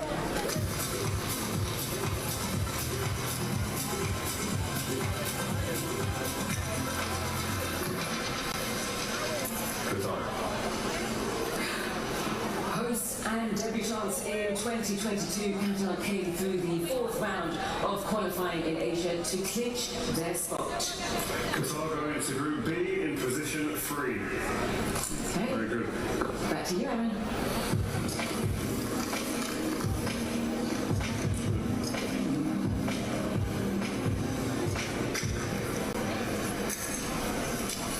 Paraguay. Oh, wow. Wow. Paraguay are back on the global stage for the first time since reaching the quarterfinals in South Africa in 2010. I think we've got to explain, because I think people are getting this wrong, maybe right. So I've got a couple of things to explain. There's factors here. Paraguay, they go into Group D, Position 2. That's USA's opening game of the World Cup, June 12th in Los Angeles. We skip Group C, just so you know, guys, because two teams from the same confederation cannot be in the same group, just if you're wondering. And Brazil is in C. Those kids talk really well. I'm getting there. Yeah, Aaron, back to you.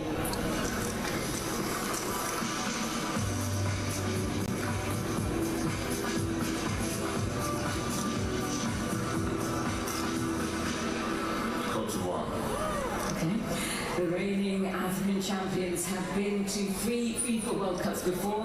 Will 2026 be the first time they reach the knockout stages? Yeah, we have another factor here. We're going to put Cote d'Ivoire in E3, Position 3, Group E. We have to skip Group C because of Morocco being from the same confederation. Are you with me, guys? Yeah. Good. Yes. Right, that's good. So they go to Group E.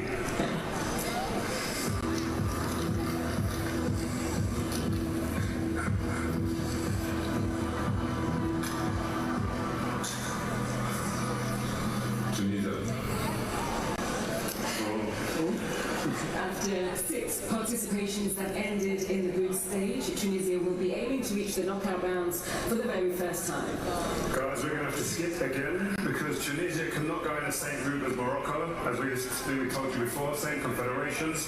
So we go all the way to F, where they go into Position 4. Okay, back to you, Aaron.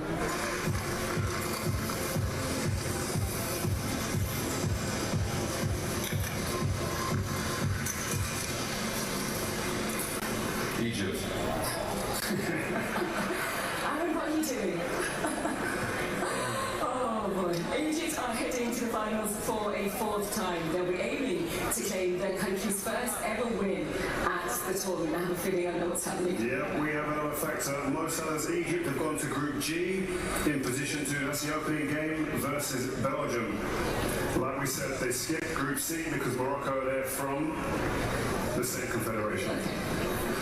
Back to you, Aaron. Let's see what you're going to pull out this time.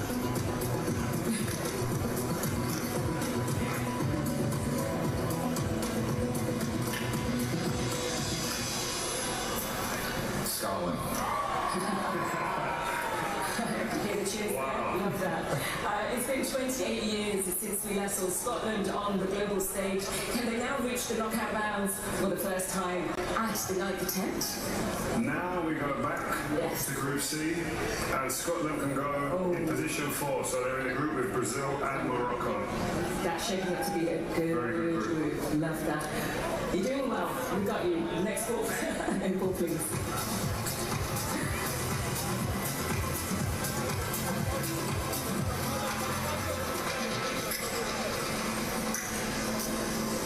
Saudi Arabia.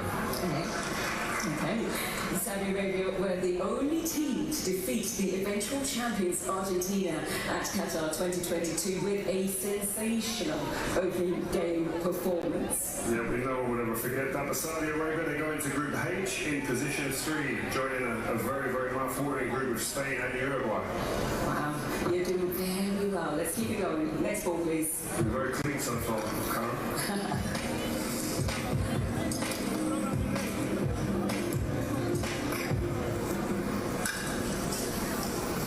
Algeria. This will be Algeria's 5th appearance at the finals and their first in 12 years. Yeah, Algeria, we have to skip again, guys, because in Group I, Senegal are there, and they're from the same confederation, so they go into Group J, position 2.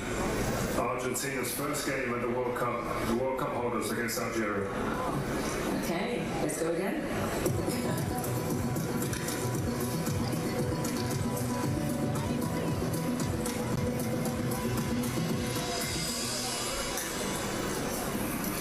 Uzbekistan.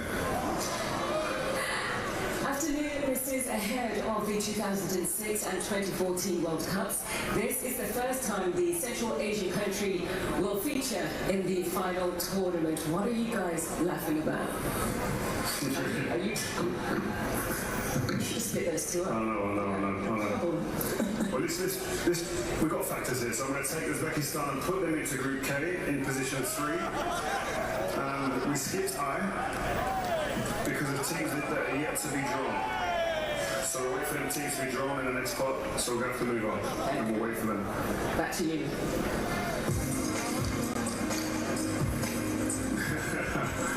Confidence. No, you're doing so well. Panama. Debutants in 2018, Panama are back at the World Cup and will now aim to pick up their first ever point at the finals. Factors again, guys, and due to teams yet to be drawn, like I said before, we've had to skip all the way to Group L, where Panama will go in position 4, and they'll be the same group as England and Croatia. Okay, and the final ball, Aaron.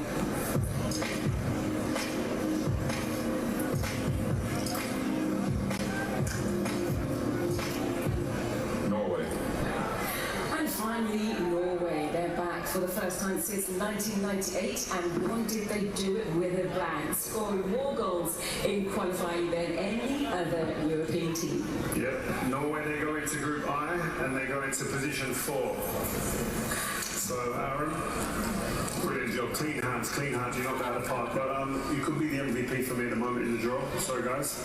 But Danny, there you are. Spotlight's on you, man. Let's go. Well, I'm hearing a lot of oohs and ahs and murmurs, lots of excitement. You guys, I'm here actually with legend Yaya Touré, so let me not say without legend.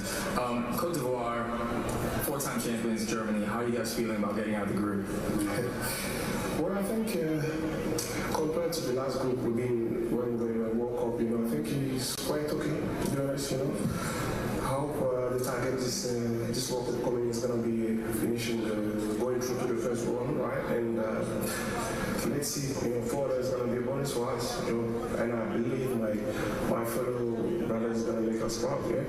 Well, best of luck to the African champions. And I know you and Rio, you guys used to play for rival clubs. Are you guys friends? Yeah.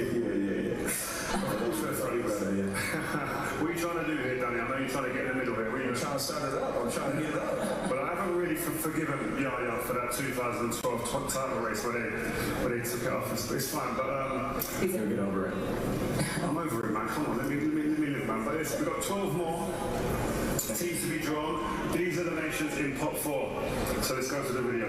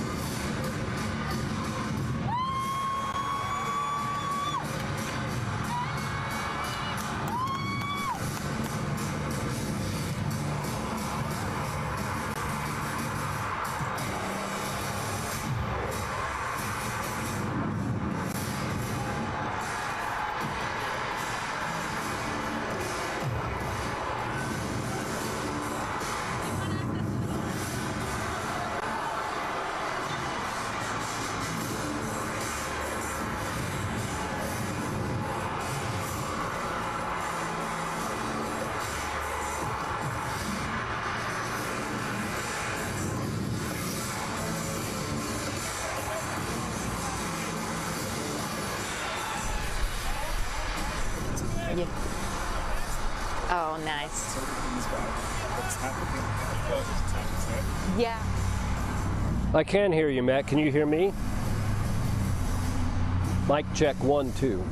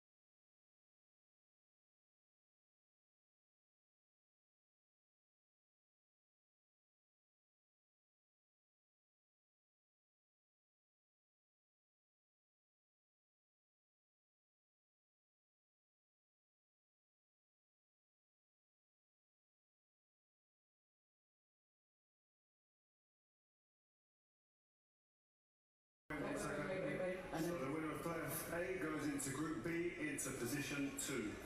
Okay, Wayne, if you'd like to pick the next ball, please. Welcome in, you guys. I'm Ariel Onstadt, and it's been a pleasure streaming with you as we've covered World Cup festivities with the final draw happening. We're going to learn more about who is playing right here in the United States. Really exciting times, especially here for the city of Atlanta, as we get to see what teams are going to be playing in our city. We're going to check in with our Rafael de los Santos and Chris Rosenthal here in just a little bit about that. But first, I want to start with some news that we've been following here in our newsroom, and that involves a double homicide in Coweta County that police are investigating.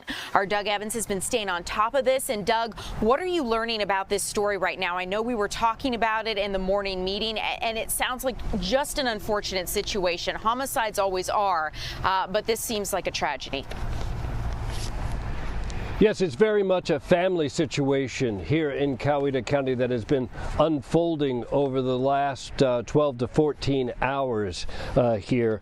The two victims, the two homicide victims, their names have not been released, but they have released now some details since we were last talking with you about this case.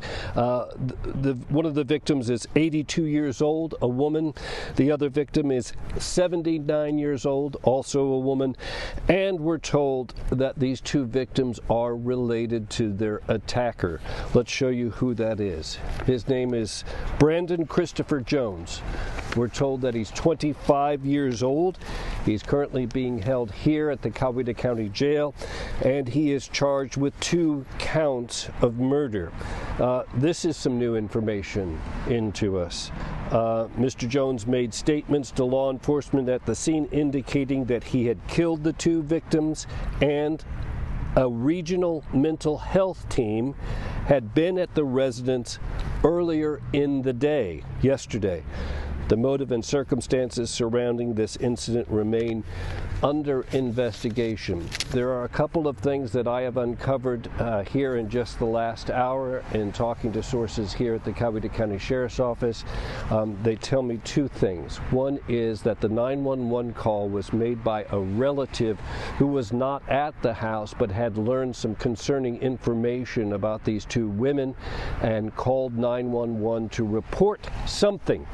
right? Not a murder, not just to report something was going on over at that house. And so when deputies arrived at the house last night, they find these 2 victims. The only thing that they're saying about the murder is that it was a physical assault. So that leads you to believe that it didn't involve a weapon, say like a knife or a gun or something like that, and they're not elaborating here yet at the sheriff's office. The other thing that they talked about is the GBI involvement. They say they called in the GBI to help not in the investigation but with the crime scene analysis. So the GBI was there on the scene, and we had video of that as well from last night. And they say they're not, this is not their investigations. It's very much the investigation by the Coweta County Sheriff's Office, but that the GBI is helping just process the crime scene. Just a really horrific thing. Very, very sad for this family. Obviously, there's some mental health component in this. And we know, Ariel, that this man, Brandon Christopher Jones, has been arrested before here in Coweta County. We have a mugshot of him that's not in that clip that you just saw, but we do have that in our possession. He's no stranger to law enforcement here in Coweta County as well. Doug, just a horrible situation. My heart goes out to this family. You touched on something that I think I was going to ask, which was just, do police suspect that mental health issues may be involved with this, or drugs? And I understand that, you're working through that piece of the investigation. They may not have told you yet, but that is something that I think that when looking at this situation, people would ask. Right. And, they tell me that they debated releasing that information. They of course knew it as part of their investigation. There was some discussion here at the sheriff's office this morning on whether or not to release that. Of course, they protect the things that they know in the investigation. They don't release everything so that it doesn't, taint the investigation or the prosecution or anything like that.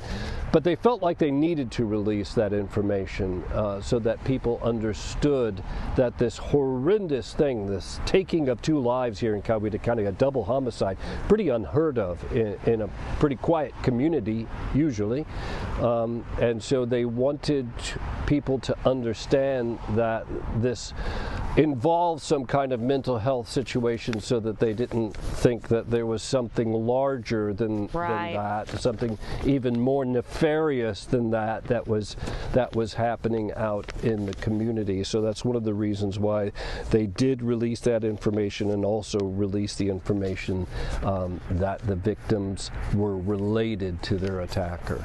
Makes sense, Doug. Before I let you go, curious if you have any final questions that you're trying to figure out with this story besides some of the obvious. Anything else you think our viewers should know before I have to move on here? Yeah, I think that we're going to learn more in time, Ariel, and I think that we're just so new into this, just the first 12 or 14 hours into this investigation, and I think that as we go along, we're going to learn some more things about that. The one thing that I have heard today was that the scene was pretty horrific. It was pretty bad. When the deputies arrived, he was there. Brandon Jones was there at the scene, and everything. But I understand that for these first arriving deputies, they found a pretty horrific scene at that house on Little Road here in Coweta County. Doug, thanks so much for covering this story for us. Absolutely awful, and we'll continue to stay tuned to you as you follow the latest. But thanks so much for your time today and your reporting. Guys, we're going to switch gears here. I want to take a live look outside, where we know that, as you can see from the skies, it is cloudy. You can see some of our skyscrapers here in Midtown shrouded in fog. And meteorologist Jonathan Stacey joining us to talk a little bit about the forecast. Jonathan, it's wild to see some of those buildings because some are still under construction, and it gives you an idea of how low some of those clouds are. Yeah, it's almost foggy out there, but the clouds are not exactly on the ground, but still very misty out there. Yeah. And it does not look if we can actually see that things are going to change anytime soon. As we look at Fox 5 Live Upper Radar, you can see a few showers of the lighter variety sliding back to the south and to the east of the metro area. Lake Country getting sprayed with a couple showers. Most are headed out towards Augusta, and this has been the same song and dance all day long. This morning we had a more generous batch of rain move through, but the afternoon has just left us with a few random passing showers, with once again the focus really being on areas that are to the south and to the east of the metro area.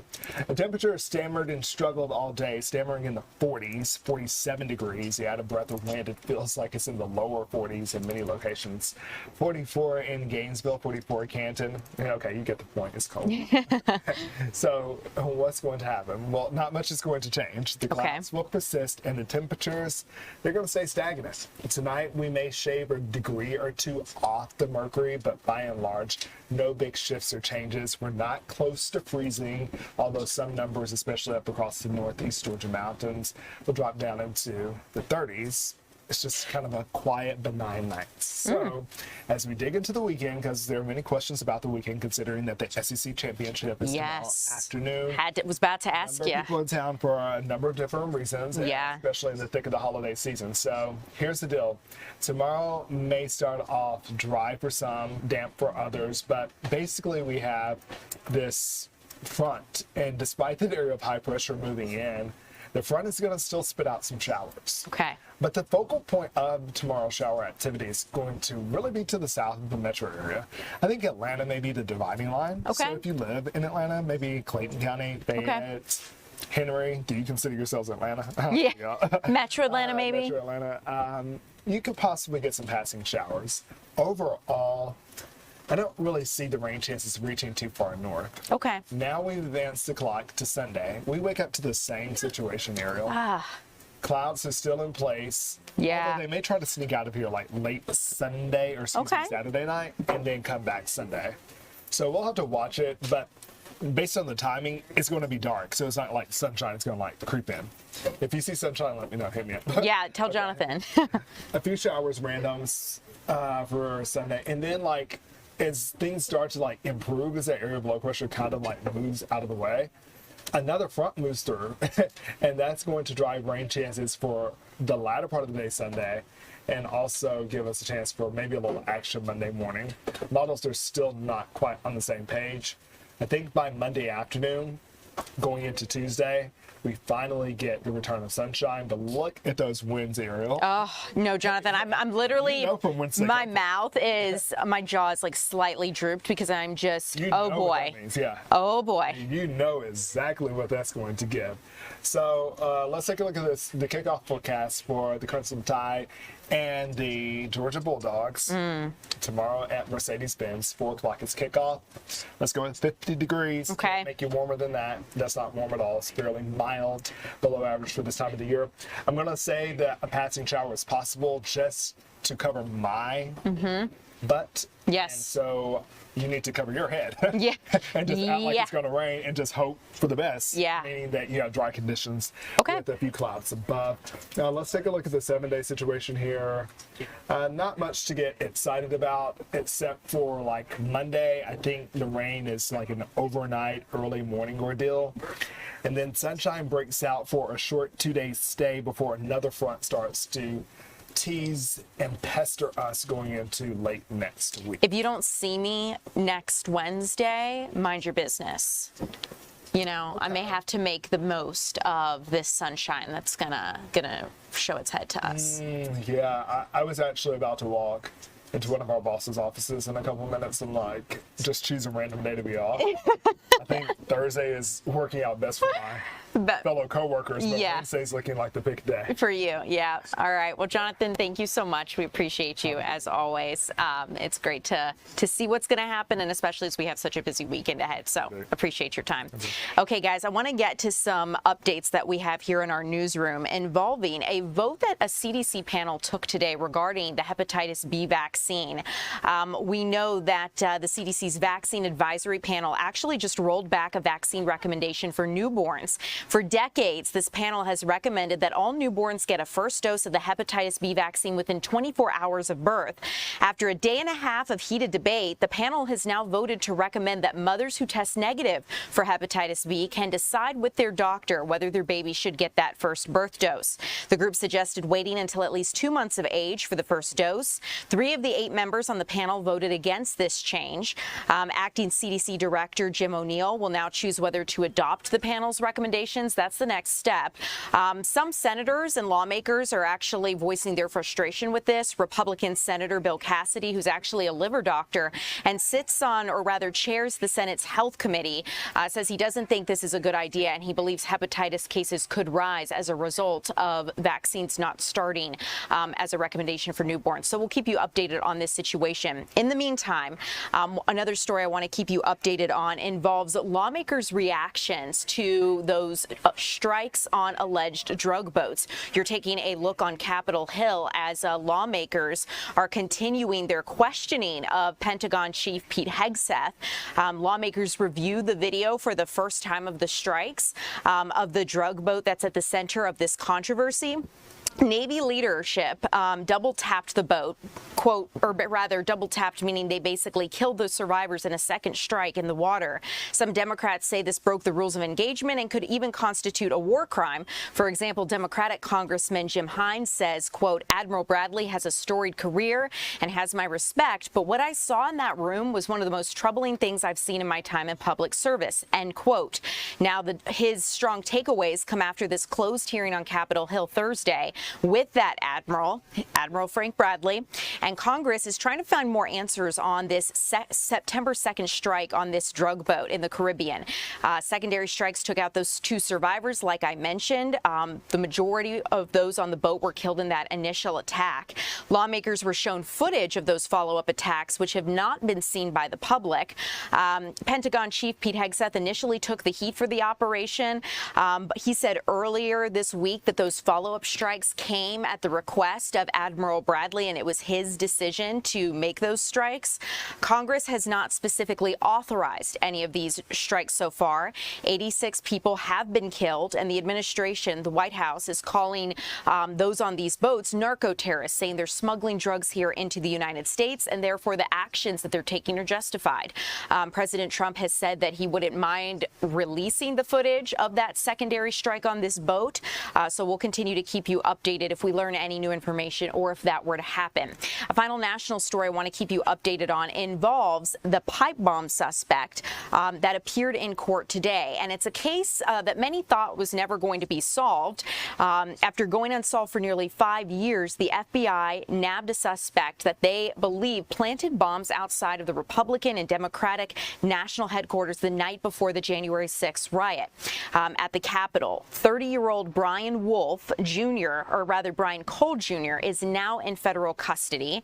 That 30-year-old Brian Cole is going to be facing multiple charges, including transporting an explosive device and attempting destruction by means of explosive materials. Agents searched his home in the D.C. suburbs yesterday morning, and neither bomb detonated in that initial planting of those pipe bombs, but police say both devices could have been deadly. The case vexed investigators for years as they tried to figure out who did this. One thing that FBI Director Kash Patel said is that they brought in a team of experts who are the best at what they do in their specific fields to reevaluate the evidence and to dive back in, take a look through things, and to not come back with no for an answer. The person of interest was spotted on multiple surveillance cameras wearing the gray hoodie and sneakers, as you can see by this video, and agents conducted more than 1,000 interviews and went through more than 600 tips. Ultimately, the FBI says the key information was discovered in the case file earlier this year after people took a closer look at it, and that's how they were able to crack the case. Now, Brian Cole Jr. appeared in court today in Washington, D.C., and we'll continue to keep you updated as this case unfolds. But it is a really busy day in Washington, D.C. today, and that is because the FIFA World Cup final draw is happening. And in case you don't know what that is, it's basically where we're figuring out what teams are going to be playing here in the United States. You're taking a live look at as President Trump stands with FIFA President Gianni Infantino and others there at the Kennedy Center in Washington.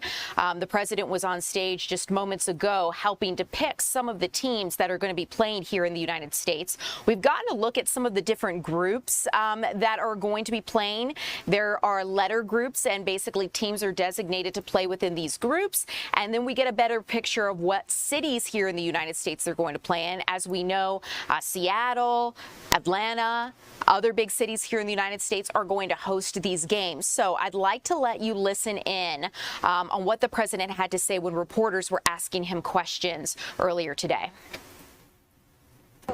Mr. President, have you been told that you are going to receive the inaugural Peace Prize today from FIFA? I have not been told. There's a rumor about it, but I have not been told. That would be a great honor, and I'm a big fan of Johnny, as you know. Are you hoping to receive that? Excuse me? Are you hoping to receive the Peace Prize? Well, I don't like to say hope, but it would be a great honor. What can fans expect of the World Cup here in the U.S.? I think it's going to be fantastic. We've set every record you can set. What are you telling people who are worried? Johnny from Swiss TV, a word about him? I think he has done a fantastic job. Are you going to be meeting with the President of Mexico today and the Prime Minister of Canada as well? Will you be discussing immigration and trade with them? Discussing. Can we go here for you go first, please. Thank you, everybody, very much. It's a great honor. This has been an honor for a lot of reasons. Number one, they've sold more tickets than any event has ever sold already, long before the kickoff. And number two, we've done a lot of work at the Kennedy Center. It was falling apart, and now it's pretty much back, and we'll get it back within the next 4 or 5 months through construction. But you see the way it looks, and Johnny's just telling me, who's done an incredible job, by the way. He's just telling how good a job we've done. You can look at the walls. The marble was broken. Everything, it was a mess, and we've really taken the Kennedy. So a lot of people thought it was going to be ripped down, and we did just the opposite. So we've done a really great renovation job on it, and over the next 3 or 4 months it'll be complete, and we're honored to have it here. And it's been very special. We've set a record on ticket sales, as you probably heard already, even long before the event itself. And we're working with Canada, and we're working with Mexico, and it's been a really spectacular. So far, it's been spectacular. Daniel, do you have a question? What are your expectations? You once said that the FIFA World Cup was an opportunity to put, a once-in-a-lifetime opportunity to put the greatness of the United States on display. Well, 1 billion eyeballs to be watching, Mr. President. Yeah, I think even today I understand. I hear that, I know we're a little late to get in there, but it's okay. They wait. So are my friends. I guess they have to wait then. Yeah, they wait. But no, the numbers are incredible. I hear today's numbers are very big. I hope CNN is covering. They 1 billion eyeballs. Today's numbers are very, very big. You're expected to get the FIFA Peace Prize, Mr. President. What would you say to people who say that prize might conflict with your pledge to strike Venezuela? Well, I think the Peace Prize, I settled 8 wars. I don't know that I'm getting it. I haven't been officially noticed. I've been hearing about a Peace Prize, and I'm here to represent our country in a different sense. But I can tell you I did settle 8 wars, and we have a 9th coming, which nobody's ever done before. But I want to really save lives. I don't need prizes. I need to save lives, and we're saving a lot of lives. I've saved millions and millions of lives, and that's really what I want to do. And I also want to run a great country. And the United States right now is the hottest country anywhere in the world. And 1 year ago it was dead. We had a dead country, and now we have the hottest country anywhere in the world. Canada and Mexico, Mr. But what are you going to discuss with the leaders? Well, we're going to meet with both, and we're getting along very well. We're getting along very well. I don't know. I think we have a meeting set up for sometime after the event. We should discuss trade. Yeah, we'll discuss trade. We get along very well. Thank you, everybody, very much.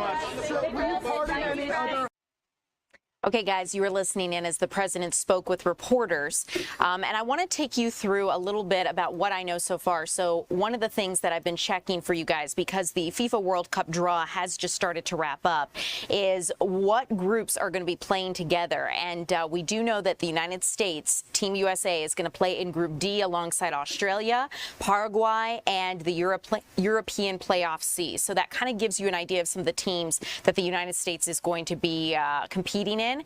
Coming up, we're going to be speaking with our Rafael de los Santos about the draw, what it means. We're also going to check in with fans at a watch party in Buckhead where people were celebrating this big achievement and all of these teams coming here to the United States. This is a huge point of pride, of course, teams playing in 16 cities here across the United States, Canada, and Mexico, and 11 of those at stadiums here in the United States. So a really big deal. We're going to check in. More of this coming up next.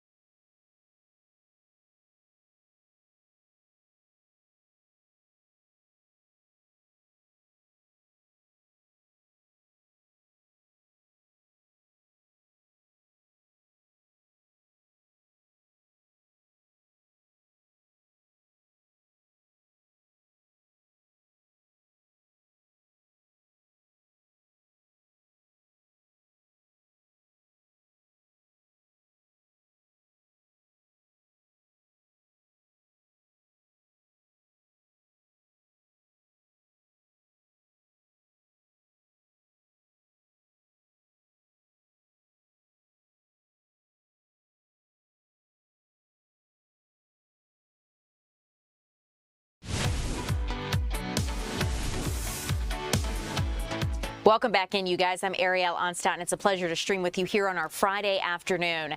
You know, the World Cup next year is going to be bigger than previous World Cups. We're going to have 48 teams, expanded from 32, and Atlanta's going to get to host 8 matches of the FIFA World Cup, which is just so exciting. Our Rafael de los Santos is out live in Buckhead, where people have been excited about this. There's been a watch party. Rafael, you're my guru. I have to ask you, for those who don't understand what this final draw is all about, I understand the United States, Team USA, is going to be in Group D. What does that mean? Break it down for us. Have a great time. That's right. As you said, Team USA will be in Group D. They will play Australia. They will play Paraguay. They will play the winner of a playoff spot. This excitement today cannot be contained. I don't know if you just heard, but there were Team USA chants. I believe Brad Guzan is actually still behind me, former Team USA player. It has been extremely exciting. Everybody here is excited. Everybody here is pumped to know who the USA is going to play. They do have 2 games here in Atlanta against Belgium and against Portugal to tune up for the World Cup. But as we take a look around, we can actually talk to some Team USA fans. We have a group right here. Can you state your name, where you're from? Hey, Rachel Rogers, Atlanta, Georgia.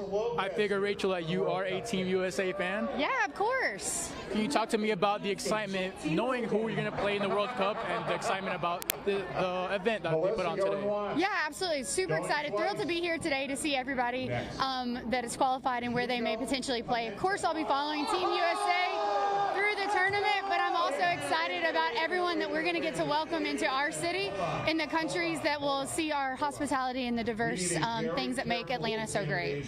Now, to an extent, Team USA was kind of fortunate to not only miss out of the group of death, but to not really have to face any big teams from Pot 1. They will be facing Paraguay and Australia. Favorable matchups for the USA. How does that make you feel? Oh, it makes me feel so great. Really excited to watch them go through the tournament. Hope that they end up coming here in the future rounds, since we won't get to see them play here in the beginning. But we will all be getting together to cheer on Team USA.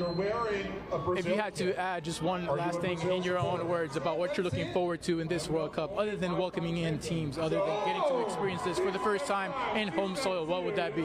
Yeah, this is a once-in-a-lifetime opportunity, and that's not lost on me as a huge sports fan.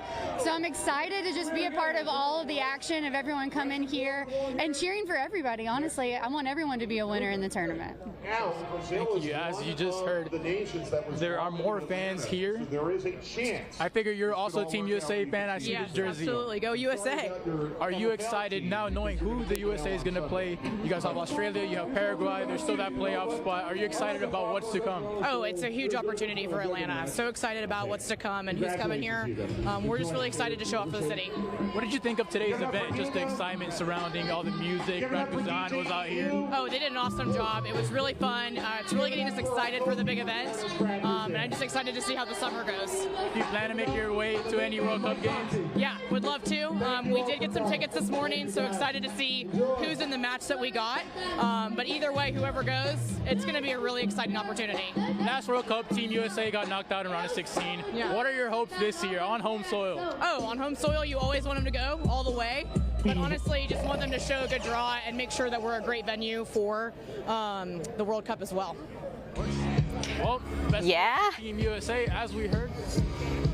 Rafael, I don't mean to cut you off. I want to ask a question that I think I've seen some people in some of our different streaming chats asking about. So Team USA isn't going to play in Atlanta right away unless they make it farther, because Atlanta's hosting some semifinal matches. Is that correct? Can you explain how that works? Can you repeat one more time? Yeah, of course. I know it's loud. So explain, how does it work? Atlanta is hosting semifinal matches. Is that why Team USA may not play here right away? So none of the matches have been confirmed as of yet. Tomorrow there will be a meeting where the actual schedule will come out. It is possible that Team USA plays here in Atlanta should they make it to that semifinal match, but nothing is confirmed as of yet. So tomorrow we get to figure out some of the next steps in this process. The actual schedule, of course, yes. The actual schedule, who will play who and when they will play it, where they will play, will be found out tomorrow. Awesome. Rafael, who's your team? Who are you pulling for? Gotta go for the home team, Team USA. I love it. Here in Georgia, in Atlanta, in Mercedes-Benz Stadium. They will play, like I said, against Belgium and against Portugal to tune up for that World Cup. So gotta root for the home team. Brad Guzan was out here. All the Atlanta United love was out here. Everyone, as I said, Team USA chants all around. Gotta root for the home team. You absolutely do, and especially since Atlanta is becoming such a soccer hub, with soccer moving from Chicago to here, absolutely so many incredible opportunities. Rafael, anything else that you think people might be confused about when it comes to World Cup stuff? People may not know about it, know about soccer, that you think would be helpful to explain? I think the hardest things were kind of explained in the videos. I think FIFA did a really good job of explaining how the pots work, how the playoffs work. In terms of Team USA, it's really important to keep in mind. It is confirmed that we will, or the Team USA will play Australia, will play Paraguay. That's 100% confirmed. But that last playoff spot is still up for grabs. They could play Turkey, they could play Kosovo. That last team in Team USA's group is not confirmed yet. But it will be as we get closer to March, as we get closer to the World Cup in the summer. Rafael, thanks so much for your time breaking it down for us. We really appreciate it. And so wonderful, too. I heard some fans telling you they wanted us to play Australia, and here we are playing Australia. So awesome. Rafael, thanks so much for your time. We're going to move on here, you guys, to Chris Rosenthal, who's standing by to tell us a little bit more about some of what's happening there in Buckhead at this watch party. Chris, what are you seeing? How's it feeling out there on the ground? It's been an exciting afternoon. Things wrapping up now, but it definitely has been exciting. And I'll tell you, one of the cool things is seeing, all the people representing their different countries that they're fans of, whether it's Mexico or Brazil or Colombia. I've seen France, a little bit of everything. And just coming out to see what happens with their teams. And I got one gentleman right here, and this is Sabino Rodriguez. And who are you a fan of? Oh, I'm a fan of Mexico. I think you came to represent. And how do you feel about Group A? How I feel about Group A? Well, to me, it's I do like that we have teams from different conferences, such as like South Korea and South Africa. The first game, I think it's ironic, and it's funny that South Africa was drawn, because they did have this opening match in the 2010 World Cup, Mexico versus South Africa. Now, you're from Atlanta, and you don't have tickets, though, right? Correct. I do not have tickets. But you are considering an opportunity to get involved, huh? I sure am. So some time ago, I was looking into, wanting to be more a part of the World Cup, from something extended from tickets, or from a different approach. So I decided to look up to volunteer, and I got an email saying there's going to be a volunteer tryouts next week that I've already basically have an appointment with. So I'm looking to be a good volunteer for the city that I grew up in, and I loved all the sports that have professional sport teams in Atlanta. That'll be great. Hopefully you'll get to go see a game too, huh? Yeah, I'm hoping so. Honestly, I would really appreciate it being one of the volunteers that comes out holding the national team's flag of whoever's playing at the Atlanta Stadium. That'd be a great opportunity for sure. So yeah, for sure. I think a huge honor, and at the same time, like something memorable for the rest of my life. Awesome. Thank you, Sabino. So yeah, Sabino looking to volunteer, and a lot of other fans that I've talked to, some of them already have tickets, and they came out today and just wanted to see. They didn't know who would be playing in those games, but they wanted to see, maybe they would get an idea. Chris, it's wonderful to see all of the people, kind of the aftermath of this really exciting event with people out supporting their teams. They have their flags. I see Colombia, see Mexico, obviously heard a lot of Team USA chants, so a lot of pride to go all around. Chris, I know we're going to be checking back in with you at 3 o'clock to see how things are shaping up, so I hope you continue to stay warm and have a great time out there at Fido in Buckhead. Thank you so much, Chris. Thank you. Awesome. Okay, guys, I want to get you an update on a couple things, too, as it relates to the logistics of this FIFA World Cup match that's happening, or the matches that are happening next year. Transportation is going to be a big thing, and logistically making sure that the 6 million World Cup fans that we're expecting, the visitors that are going to come in, can get where they need to go. So this is something that Secretary Sean Duffy, Transportation Secretary, is looking into. They're ready for the influx of travelers, he says, but one of the big things that they're trying to facilitate is making sure there's enough buses and cars in these cities to get players, coaches, and fans where they need to go. Another big thing that the White House is looking at is human trafficking, and making sure that there's plenty of law enforcement to prevent human trafficking in a lot of these major cities. It's something that, of course, they expect will be an issue with this influx of travelers. Another thing to keep in mind is that the White House is warning tourists who do come and visit for this to not overstay their visas. They're trying to make the travel process as seamless as possible. We've heard from Secretary of State Marco Rubio, who says that those who are visiting for the World Cup specifically, they've opened a queue for those travelers so they can be expedited in the visa process. So we'll keep you updated on all of that. One thing I do want to quickly get to with you guys as we take a live look at Mercedes-Benz Stadium involves the SEC championship game between Alabama and Georgia tomorrow here at Mercedes-Benz Stadium. Now, Georgia is seeking payback against Alabama for that SEC title. You may remember Alabama beat Georgia earlier this year in the regular season, and Georgia is entering with a playoff positioning at risk. Alabama's trying to avoid their third loss. So who's going to take it? We're going to find out tomorrow at Mercedes-Benz Stadium. But This championship game kicks off tomorrow, and of course, we right here with Fox 5 Atlanta, our sports team, will help you get ready for the big game.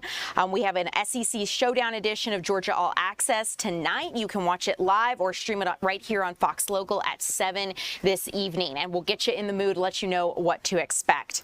Guys, coming up, we're going to be moving on. We're going to be checking in with an expert at Georgia State University about some of the different mortgage proposals that we've been discussing here in the news recently. We've heard talk about a 50-year mortgage. We've talked about portable mortgages, assumable mortgages. What do all of these mean? We're going to break it down for you coming up next.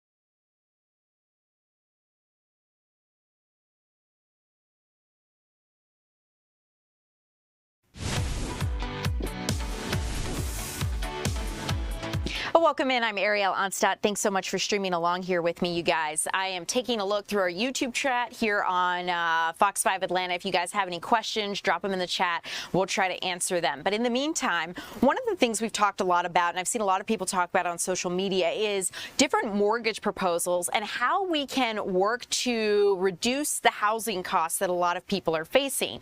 I want to bring in Thao Le from Georgia State's Robinson College of Business. Thao, it's great to have you on with us. Thank you so much for being here. You're an associate professor there at the business school, and I'd like you to help us understand a little bit about this 50-year mortgage proposal that we recently heard from the Trump administration. How would that work, and why do you think there was some pushback on that? Sure. Thank you for having me. So a 50-year mortgage proposal simply suggests that instead of spreading your payment over 30 years, now your payment will be spread over 50 years. So the idea behind it is to hopefully lower the monthly payment for borrowers. Now, I think that it is fine as an optional product. It simply gives borrowers another choice for those who want it.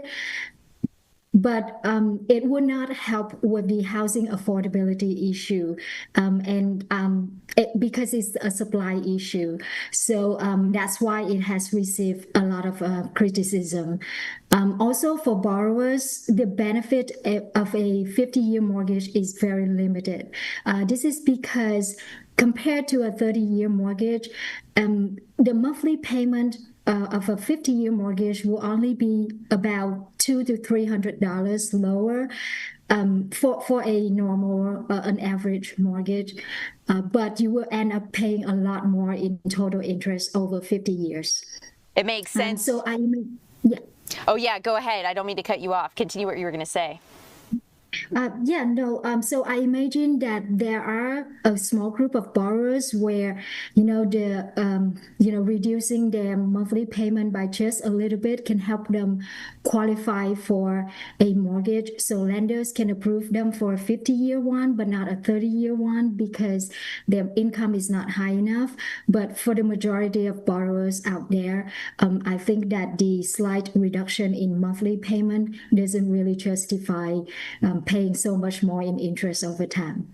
It makes sense that you would end up paying so much more. And, for some people, they may feel like this is their only option. But one of the things we've heard discussed as well is this idea of a portable mortgage where you could potentially take the rate that you had on your home, if it's better than, say, the current mortgage rate, with you when you buy a new house, or an assumable rate, something that you could assume the interest rate of the house that you were trying to buy.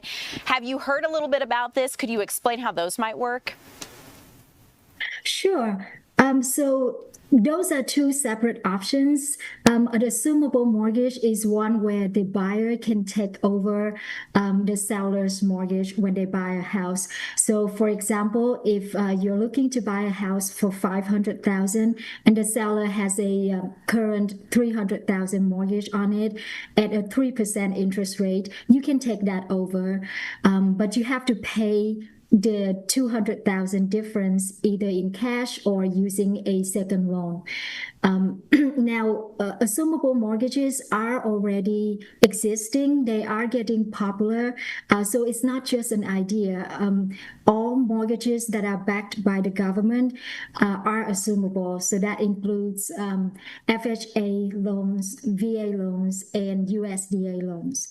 Now, a portable mortgage is one where the borrower can take with them to their next house. So if you currently own a house and you have a $300,000 mortgage at 3% interest rate, and you're looking to move to a new house, let's say you have to pay $500,000 for that, then you can bring your current mortgage over to buy that house.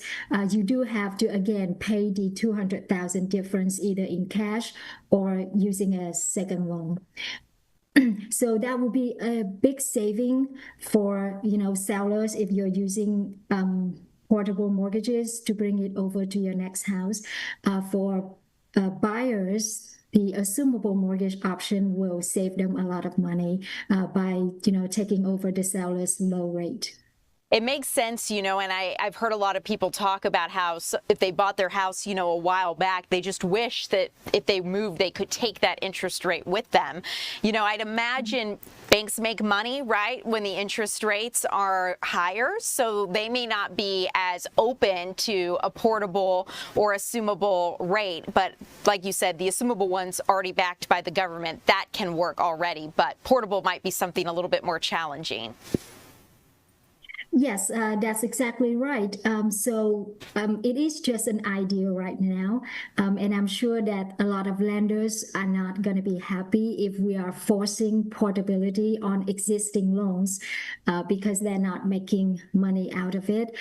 So I think that is the key challenge in making portable mortgage work.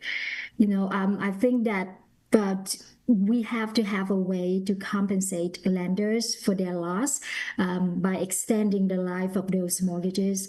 Now, in theory, we can calculate their loss in profit by comparing the borrower's current rate with today's rate. And then we can allow them to charge a porting fee based on that loss. However, if the fee is too high, then it's going to just wipe out the benefit of a portable mortgages anyway. So we have to think about that. Now, the government can step in and help cover some of that cost, but I really have no idea how much that's going to cost our budget.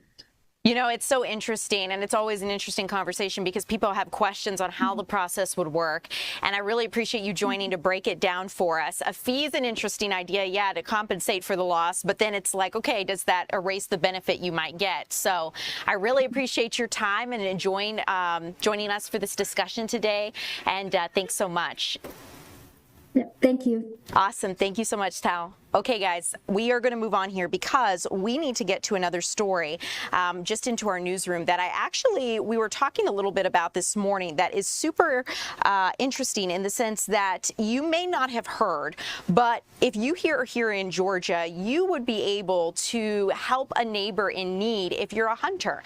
And there's a program actually that does this, and it's Hunters for the Hungry. Our Kevin Stewart was catching up a little bit on how one woman has received some of the food from these hunters.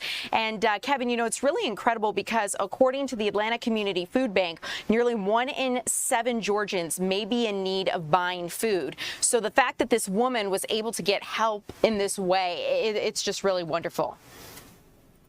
Yeah, it's really heartwarming too, and kind of give you that 1 in 7 number to kind of give you a different perspective on that. According to Feeding America, there are about 1.6 million people in the state, at the very least, who struggle to get good food to eat, and that is heartbreaking in itself. And what Hunters for the Hungry is trying to do is try to solve that problem. Hunters are going to hunt, and so to do the most ethical thing is not just to kill them for sport, but to eat, and in this case, donate their catch to deer processors, who then in turn will donate that meat to various charities like food banks. And we found one in Newton County, the Solid Rock Church. It has a ministry, a food ministry that does distribute to the community. And we talked to one woman who did pick up that food. And I want you to take a listen to her and a representative from Hunters from the Hungry. Take a listen.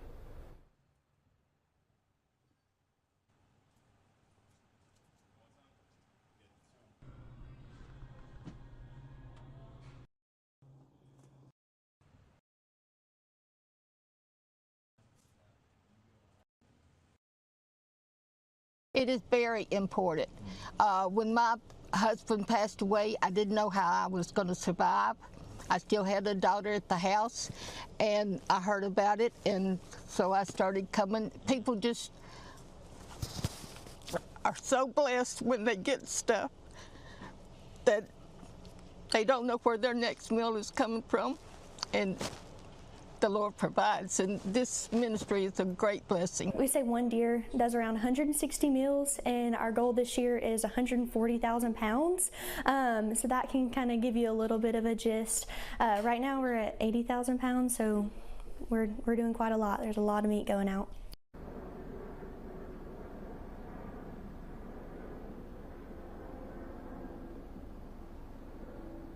So this is definitely a spectacular charity. You can hear the emotion and just what that means to that woman and that family. You know, she's a widow.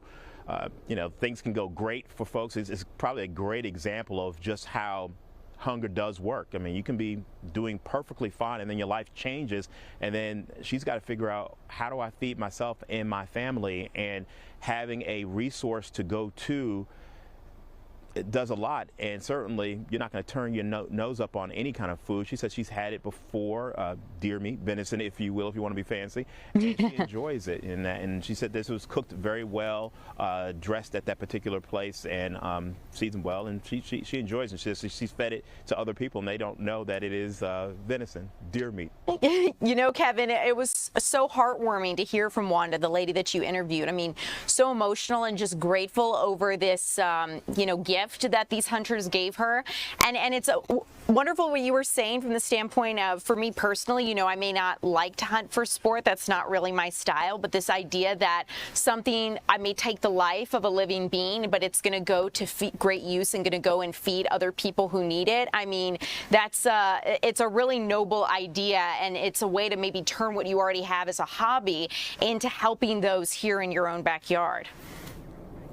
Yeah, hunting with a purpose. And deer meat, venison, is particularly lean, which makes it difficult to cook, but it is healthier considered by most folks than beef. And so that's a really interesting take on that, for sure.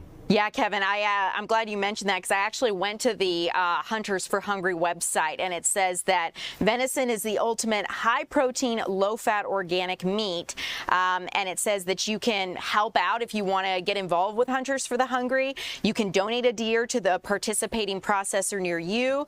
You can donate to them or become a sponsor. They say a $15 gift will process enough venison for 24 meals, so that's pretty incredible. Yeah, that goes a long way. And we looked on the map to see where most of these processors are. Most of them are out of the immediate metro area. There are places where people can hunt. Right now, we're on the in Panola Mountain State Park, where people could hunt for, I think, about 2 or 3 weeks with a special license to hunt in this area. But there are no deer processors in this immediate area. Most of them were, say, like we went to in Newton County. We saw some in Carroll County. If you look at the map, you can just try to look for some of those and see if you can donate in those particular areas. And Hunters for the Hungry are looking for more deer processors to get on board to get involved in this effort. Ariel? Wonderful, Kevin. You know, I hope someone seeing this maybe says, hey, I could help out. I could join in this. So, Kevin Stewart, thank you so much. I appreciate your time. Guys, we're going to take a live look of where we're headed next. The Blue Angels are headed to Metro Atlanta. You can see one live right here, U.S. Navy Blue Angel. Our Eli Jordan is out talking to the lieutenants involved with the Blue Angels when we come back.